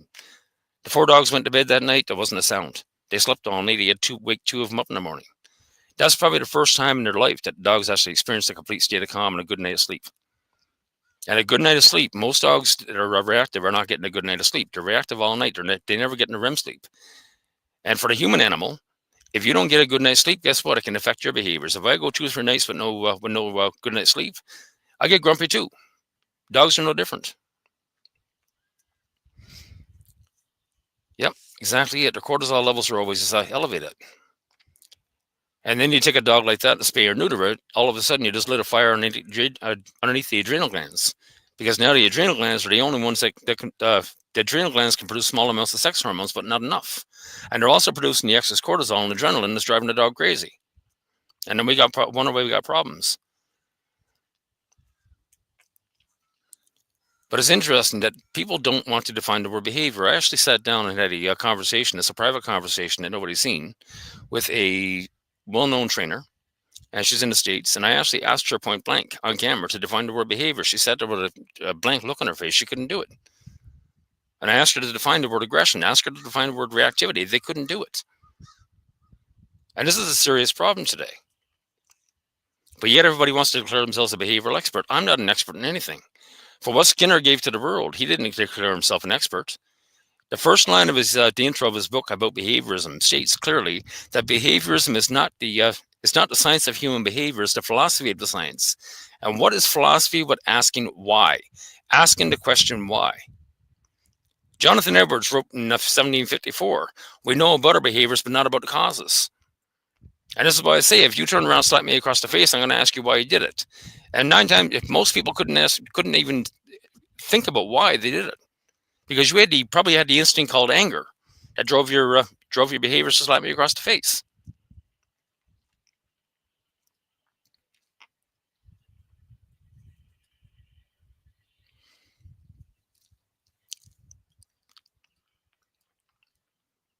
And reactivity is sorry, I'm having a hard time reading this in the sun. The sensitivity to certain neural networks. Well, that's all part of the limbic brain. It's all part of your fight and flight response. That's what aggression and reactivity is, your fight and flight response. And everything you do actually is a fight and flight response. You know, if you have the instinct, if a grandmother's meeting her grandbaby for the first time, she's going to have the instinct to joy. It's going to drive her behaviors. Okay, give me the baby. But yet, if that baby comes in with a dirty diaper, the stink is going to drive me to suffer disgust. And I'm going to be in the toilet. That's going to drive my behaviors to go throw up. That's reality. It's the instincts that drive your behaviors. It's all your emotions. And your emotions are controlled by the limbic brain, not your mind. And for some reason, that's too hard for people to understand. Psychology itself is the actual study of the mind and behavior. And in order to understand it, one needs to separate the mind from the limbic brain, because the mind has no play in your behaviors.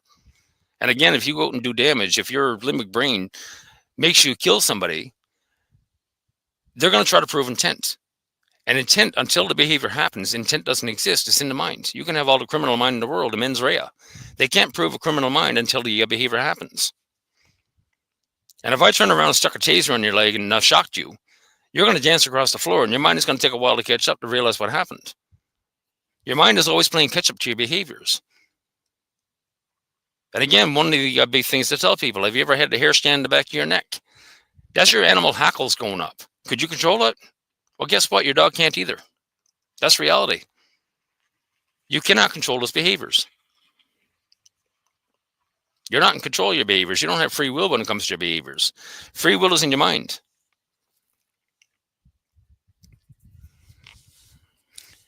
Chris wanted to talk about Dan McCluskey and a few others, and I have no real interest in it. Chris means well. It's just not the time and the place for it.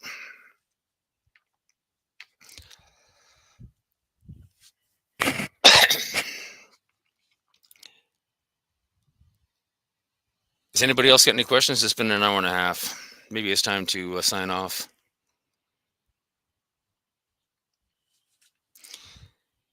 Has anybody got any questions? Anybody else want to join in?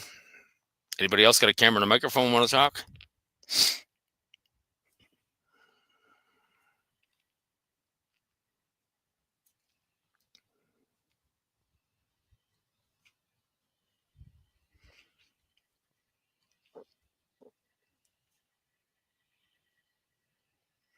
You know, Glock Cabral still has that video where you got him to mention the word behavior on his website, on YouTube. It's quite interesting. He hasn't taken it down.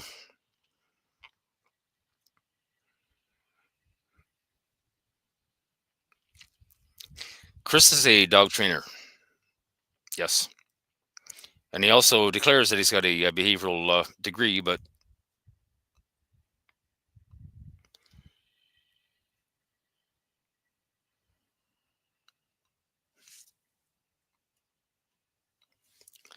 Chris has been training dogs, I think, for 40 or 50 years. He's been in the movie industry and whatever have you. And again, for my perspective, real dog trainers train dogs for certain tasks, for specific tasks. And real dog trainers would not be employing in the behavioral ring. There's some great dog trainers out there. And the big thing is that they understand that they don't belong in the dog training in the behavior ring. Okay, a real behaviorist wouldn't be training dogs at all. A vet behaviorist, I don't even know what the hell that is anymore. Because vet behaviors shouldn't be training dogs either. A real behaviorist wouldn't be training dogs. Okay.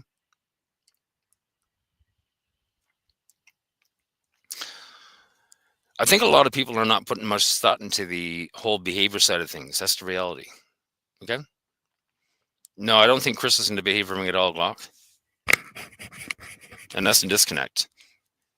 And that's why I asked him the question, do you believe that people like Robert Cabral or Larry Crone or anybody else like that belongs in the behavior ring? He wasn't sure how to answer it.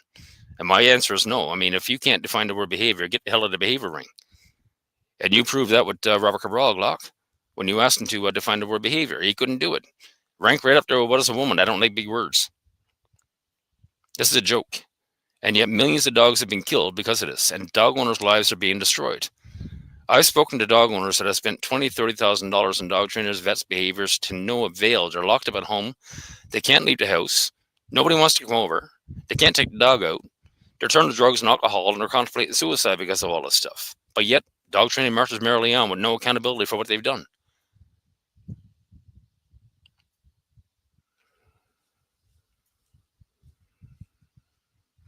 Yeah, that was Glock that got him to answer that question.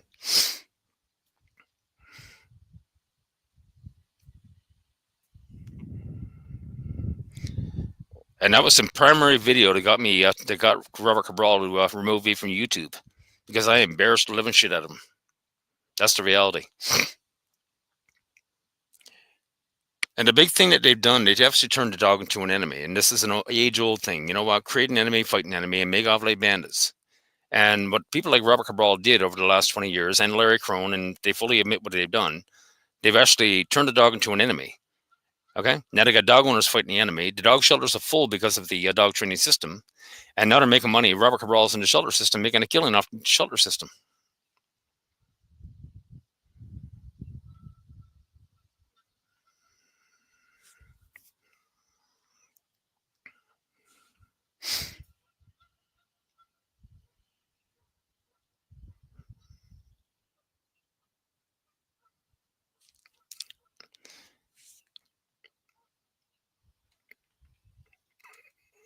You see, dog cat, what happened in the past, back in the 60s, the behaviors of the time turned around and professionally assassinated B.F. Skinner, and they replaced him with Edward Thorndike. So now what people think is positive reinforcement is actually a primary inducement. Okay? Positive reinforcement is not what you think it is. Positive reinforcement is your desire not to die. It has nothing to do with have a treat or adding things. Okay? It's the steps you take to not to stay safe. Is your desires for the good things in life, and this is where fight and flight comes in.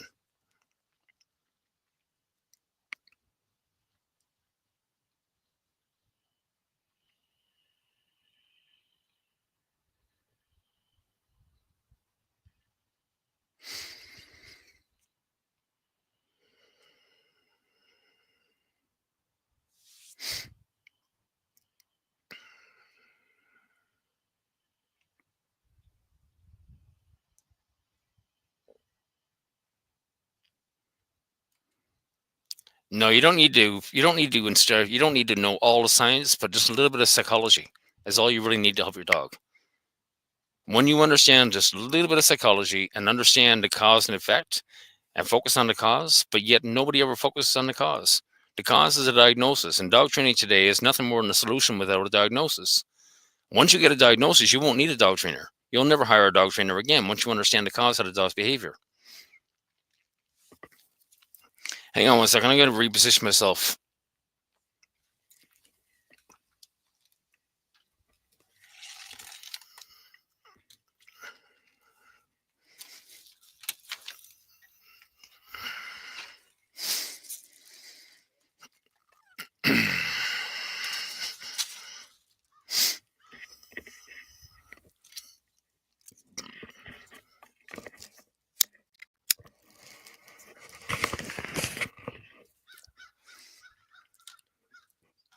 It's getting too bright. I can't see the text.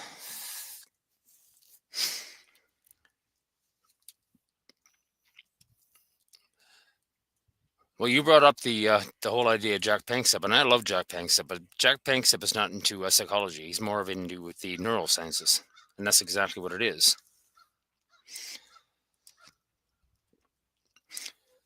Yeah, dog trainers for the most part don't care about diagnosis because there's no money in diagnosis. Yep. Yeah, and that's not fair, is it? Why are we doing this to dogs? But yet I find dog trainers today that can pull anything they want to their arse, and people cheer it on. They go, "Oh yeah, it sounds great, sounds great." You got people like Zach George who fully admitted that they screwed up. You know what? I provided the wrong advice. Well, there's no accountability for what you did. What about the damage that all your bad advice did? There's no accountability for it.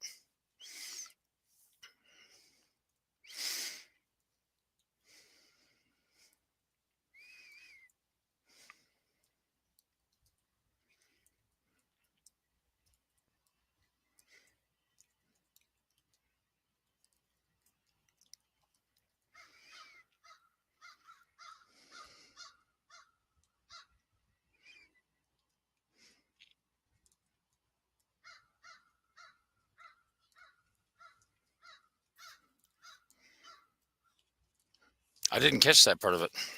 What did you actually ask him about tools?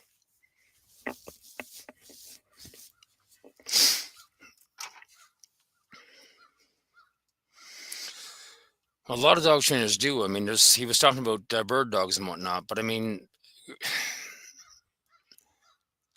I don't believe in the use of tools. I don't believe in shocking dogs and whatever have you. People ask me, could I train up a dog for IJP? I suppose I could. I've read Conrad Mo's book. You know what? It shouldn't be too hard to take a dog and train it up for IJP.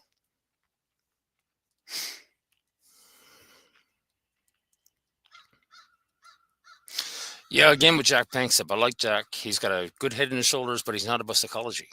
He's got a lot in the neurosciences, but people need to understand that the actual science of behavior is psychology. Psychology is a study of the mind and behavior, and Jack is not a psychologist. Okay.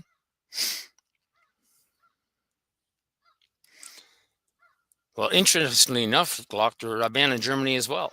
Over here, we got IGP trainers barking, if you don't have a tool, you can't train the dog. Well, over in Germany, all the tools are banned too, but yet they're doing IGP. You can get on YouTube and watch it right now.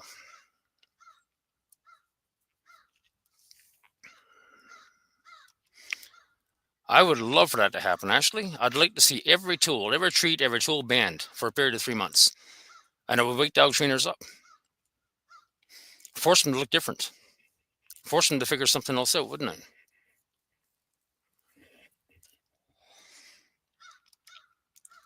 Was that his Corso, Pete, or was that somebody else's? Because the only videos we're ever seen is he still is as that Corso as a puppy.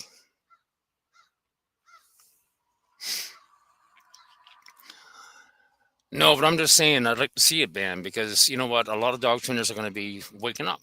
They have no choice. If I took away all the tools,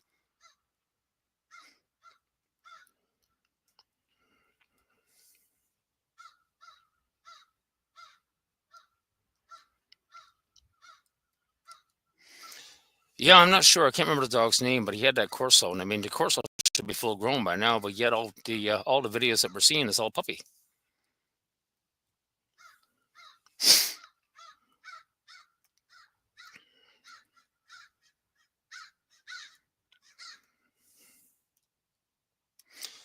Yeah, and that tends to be the go-to.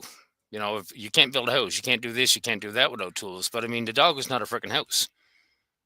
Okay, I've never ever used tools outside of a flat leash or a flat collar and a slip or a flat collar and leash. That's it. I've got videos up on YouTube right now that are not convenient. This is why I asked Chris about how do you define success on a behavioral level. How do you define success? Well, for me, it's all about getting a dog to a dog park and getting them off leash. That's how I define success.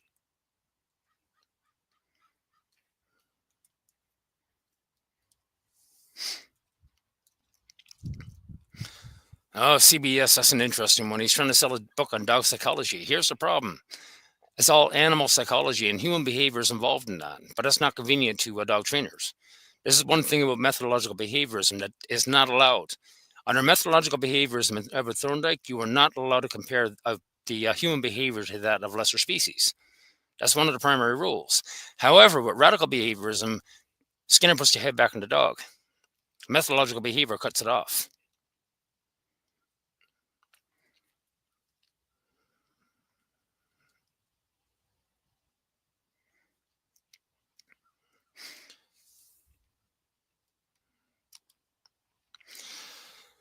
And that's the big thing for me. And that's what the group pushes, Jasmine, relationship first.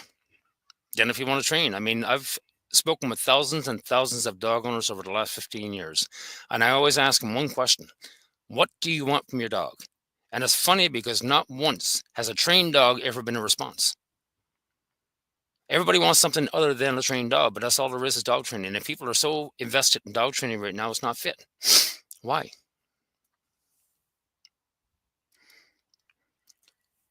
Yeah, CBS, he's got, I don't know how many, he's got at least 100 accounts on YouTube right now, and he's got more on Instagram. He's got at least 50 accounts on Instagram. And he's trying to sell a book on dog psychology when he doesn't understand that it's animal psychology.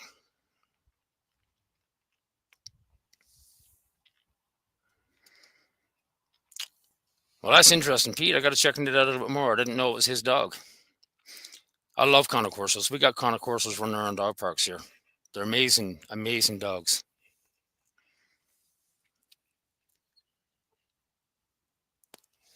Do you remember the dog's name? The Corso's name?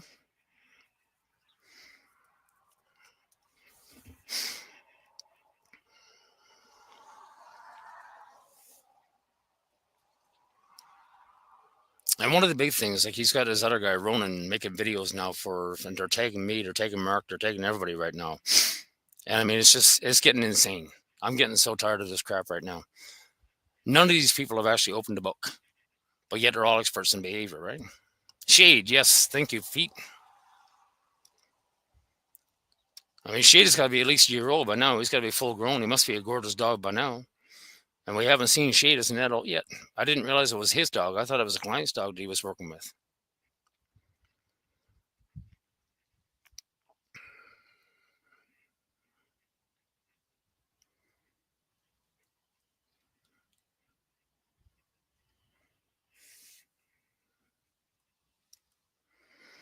They're probably scared to take it out. It's like pit bulls. A friend of mine have a beautiful pit bull. He's 120 pounds. He's about 2 years old now, yeah. But friends of mine have a pit bull, and one of the side effects, because of the pit bull, they force the dog. He's a great dog, but he's forced to live under certain control and management standards because of what he is. And he's not allowed to be around kids because, I mean, if he just scratches a child, that's all it could take to want to put them down, you know.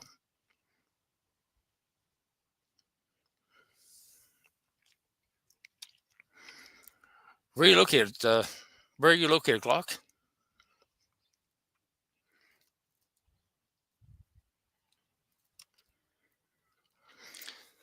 That's an interesting idea or an interesting thought. I would hope not.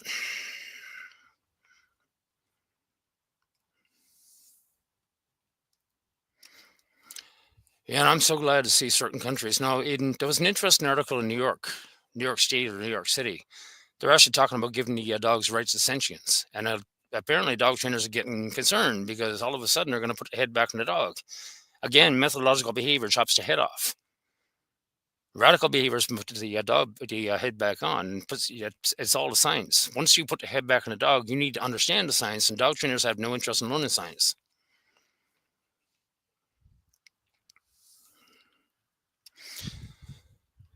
It is interesting. I'm going to have to dig into that a little more, see what happened to that dog, if there's a way to find out. Because, like I say, all we're seeing, the only videos of Shade that he ever puts up is puppy videos.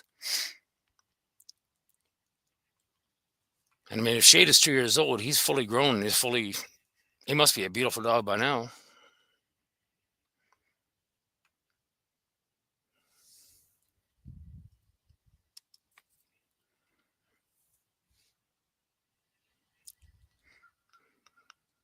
Any trainer can come on stream.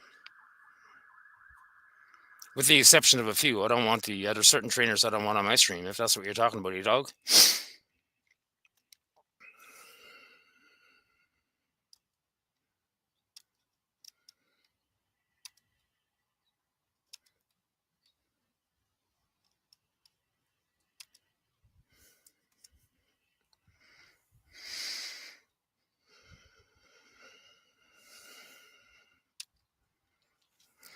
You know, it's interesting. Human beings carry this measuring stick for life and intelligence, and we're the only ones that are allowed to measure up.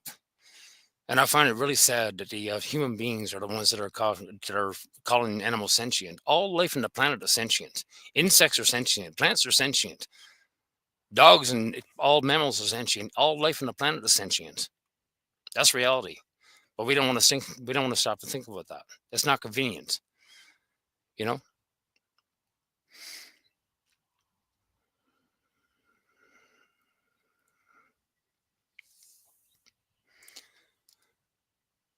Okay, Pete. You take care. Okay.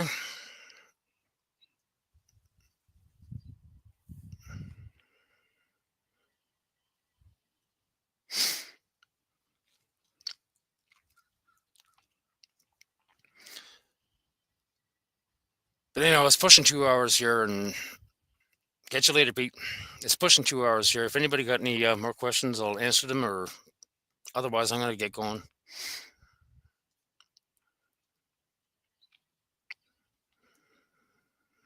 It's a beautiful day here. I'm gonna take Monty for a good long walk. We're finally coming into spring. Oh no, Legacy. If you get on YouTube and look up the experiments on plants, they'll actually hook up a lie detector to plants, and they're starting to realize that plants are all sentient too. You can get online and watch the experiments.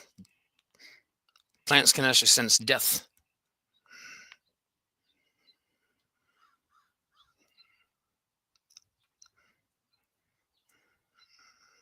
There's a lot of interesting experiments on plants and animals and stuff like that. You can feel free to watch it yourself. I mean, if you really want to get an interesting thought, there's a spider out there called Portia, Portia. She's a jumping spider. Go watch some videos on her. She's a calculating spider.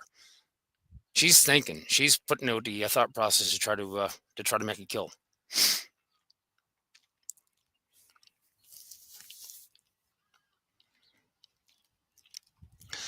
The primary message for trust techniques: when an animal finds peace in your presence, they will come to trust you. Okay, and that's so true.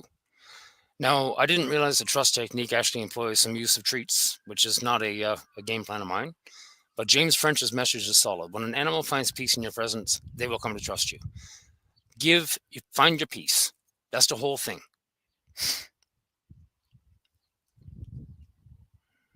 When you're calm, your dog is going to be calm as well.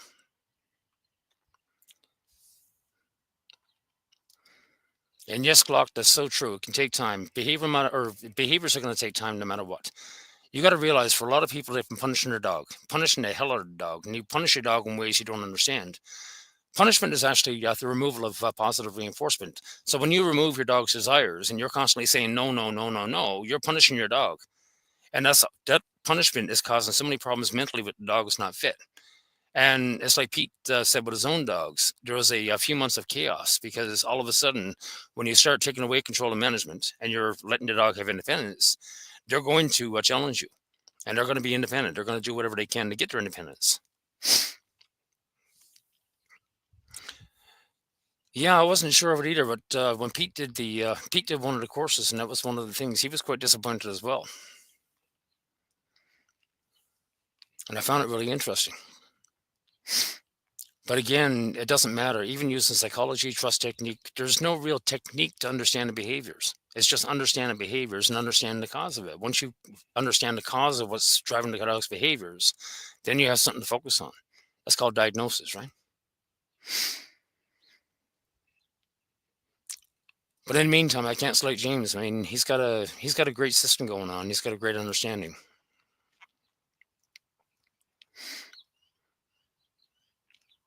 Yeah, I mean, if people want to take the course, there's plenty of people to take the course. I mean, you don't need to, as long as you understand what it boils down to. I mean, I'm talking to I have people that have actually gone out and bought CBS's book, and I'm telling them, you can get, instead of paying $130 for a book, you can go down to your local library and get everything you need for a few bucks in late fees.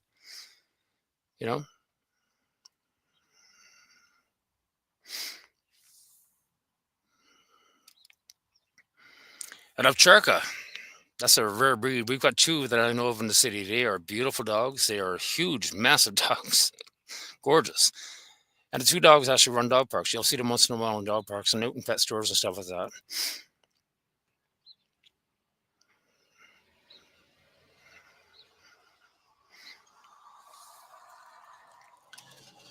But I find the main problem is people don't want to read a book anymore. You know, why would they read CBS's book when they can sit down and read Skinner's book or Conrad Most's book and actually get some understanding, some real understanding of what dog training is?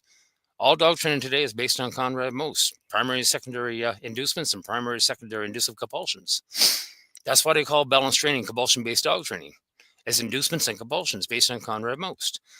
What they're calling positive reinforcement isn't positive reinforcement, it's a primary inducement.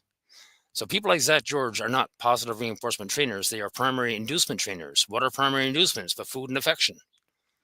That's what people don't seem to realize. You're being lied to. They assassinated V.F. Skinner back in the 60s, and they were professionally, and they replaced him with Edward Thorndike. So now we got this cake built of Edward Thorndike, and all of society is based on that. Skinner actually wrote papers, 180 papers in his career. And he railed against the penal society, and he wanted society based on real positive reinforcement. And real positive reinforcement does not have a treat.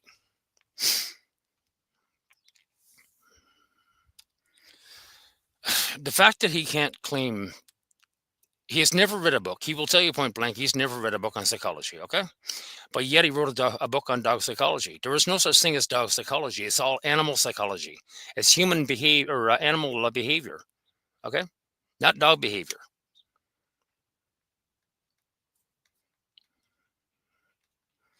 And I'm pretty sure he actually offered me a free copy of it, and I don't even want it. You know? And the thing of it is, I mean, he's got 50 or 100 accounts on YouTube, and he's trying to promote this freaking book, and he's coming off more like a savage, a crazy person than anything else.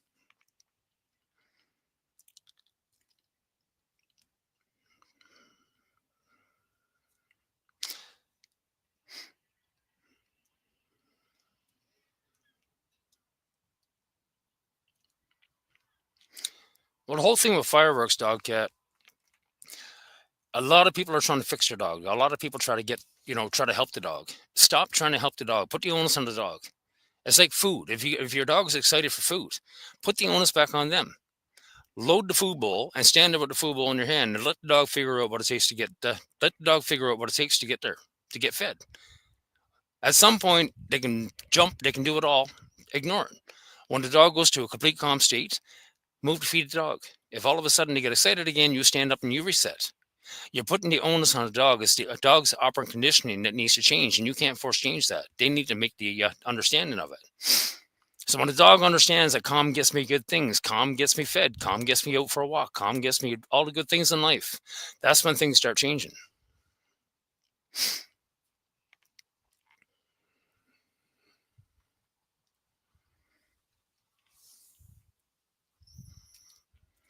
I'm not sure how he's using treats in that scenario.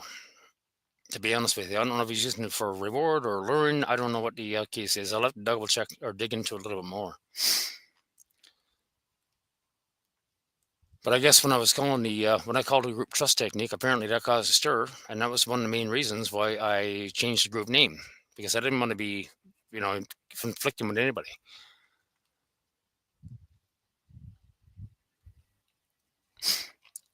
But dog cat, you always have to put the onus on the dog. Let them figure it out. You know what? Just be calm.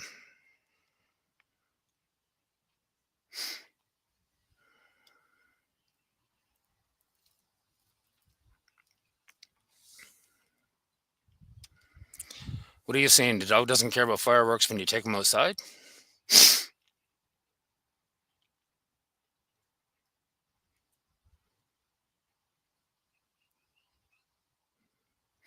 Okay, so when has he got a problem with fireworks? Is it fireworks or loud noises in general?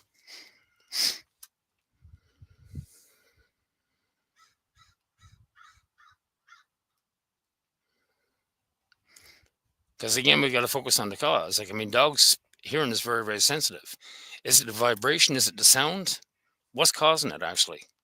You know, some dogs, if you drop a chair on the floor, they're going to scurry. It's startled.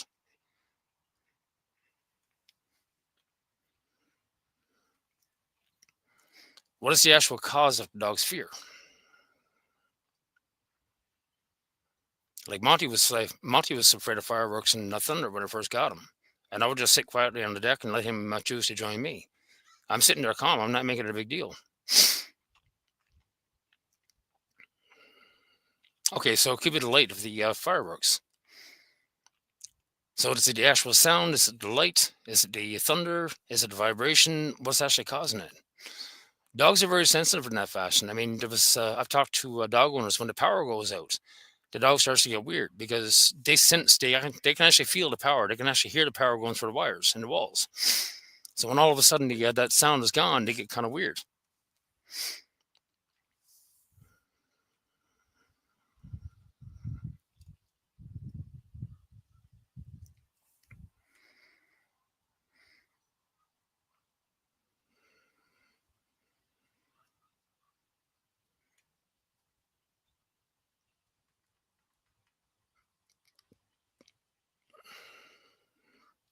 And one big thing you can do as well is actually get some earplugs.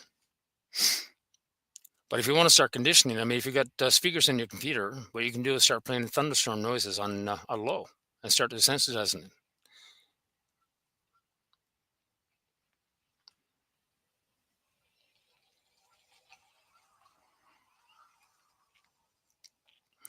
Is it just fireworks, or is it thunder, lightning, loud noises in general?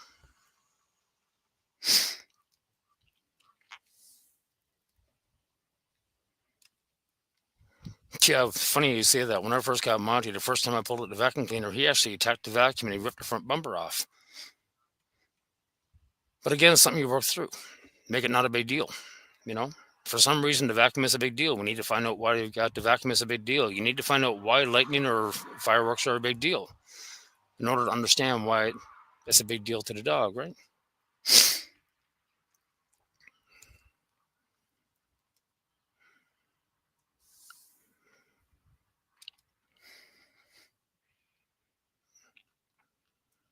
Okay, so thunder, lightning is fine. It's just the fireworks.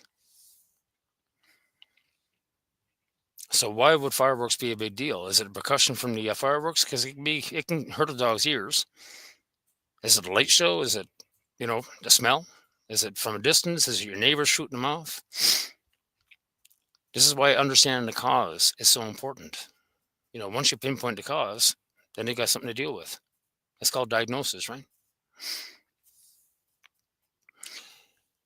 And another big thing for calming the dog down is CBD oil, cannabis oil. I don't know where you are in the world, but if you can find some is it broad spectrum broad spectrum should have no THC. But CBD actually has a direct impact on cortisol levels and adrenaline levels. And it can help greatly in calming the dog down, especially through like moments of fear like that is going to be happening through thunder, lightning, and whatnot. It actually brings the cortisol levels down, so you're going to have less reactivity.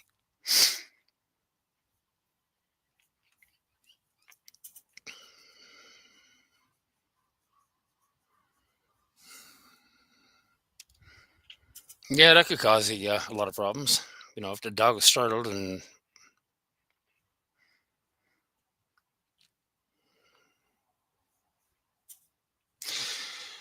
But anyway, I've been on live here the last 2 hours. So I want to call it a day and take Monty for a walk and enjoy the rest of the day. I need a cup of coffee and time to relax and do some blogs. We'll do it again sometime, maybe next weekend. Maybe it'll be a weekly thing and go from there. All right. Y'all have a good day. I'm going to take off. Thanks for joining.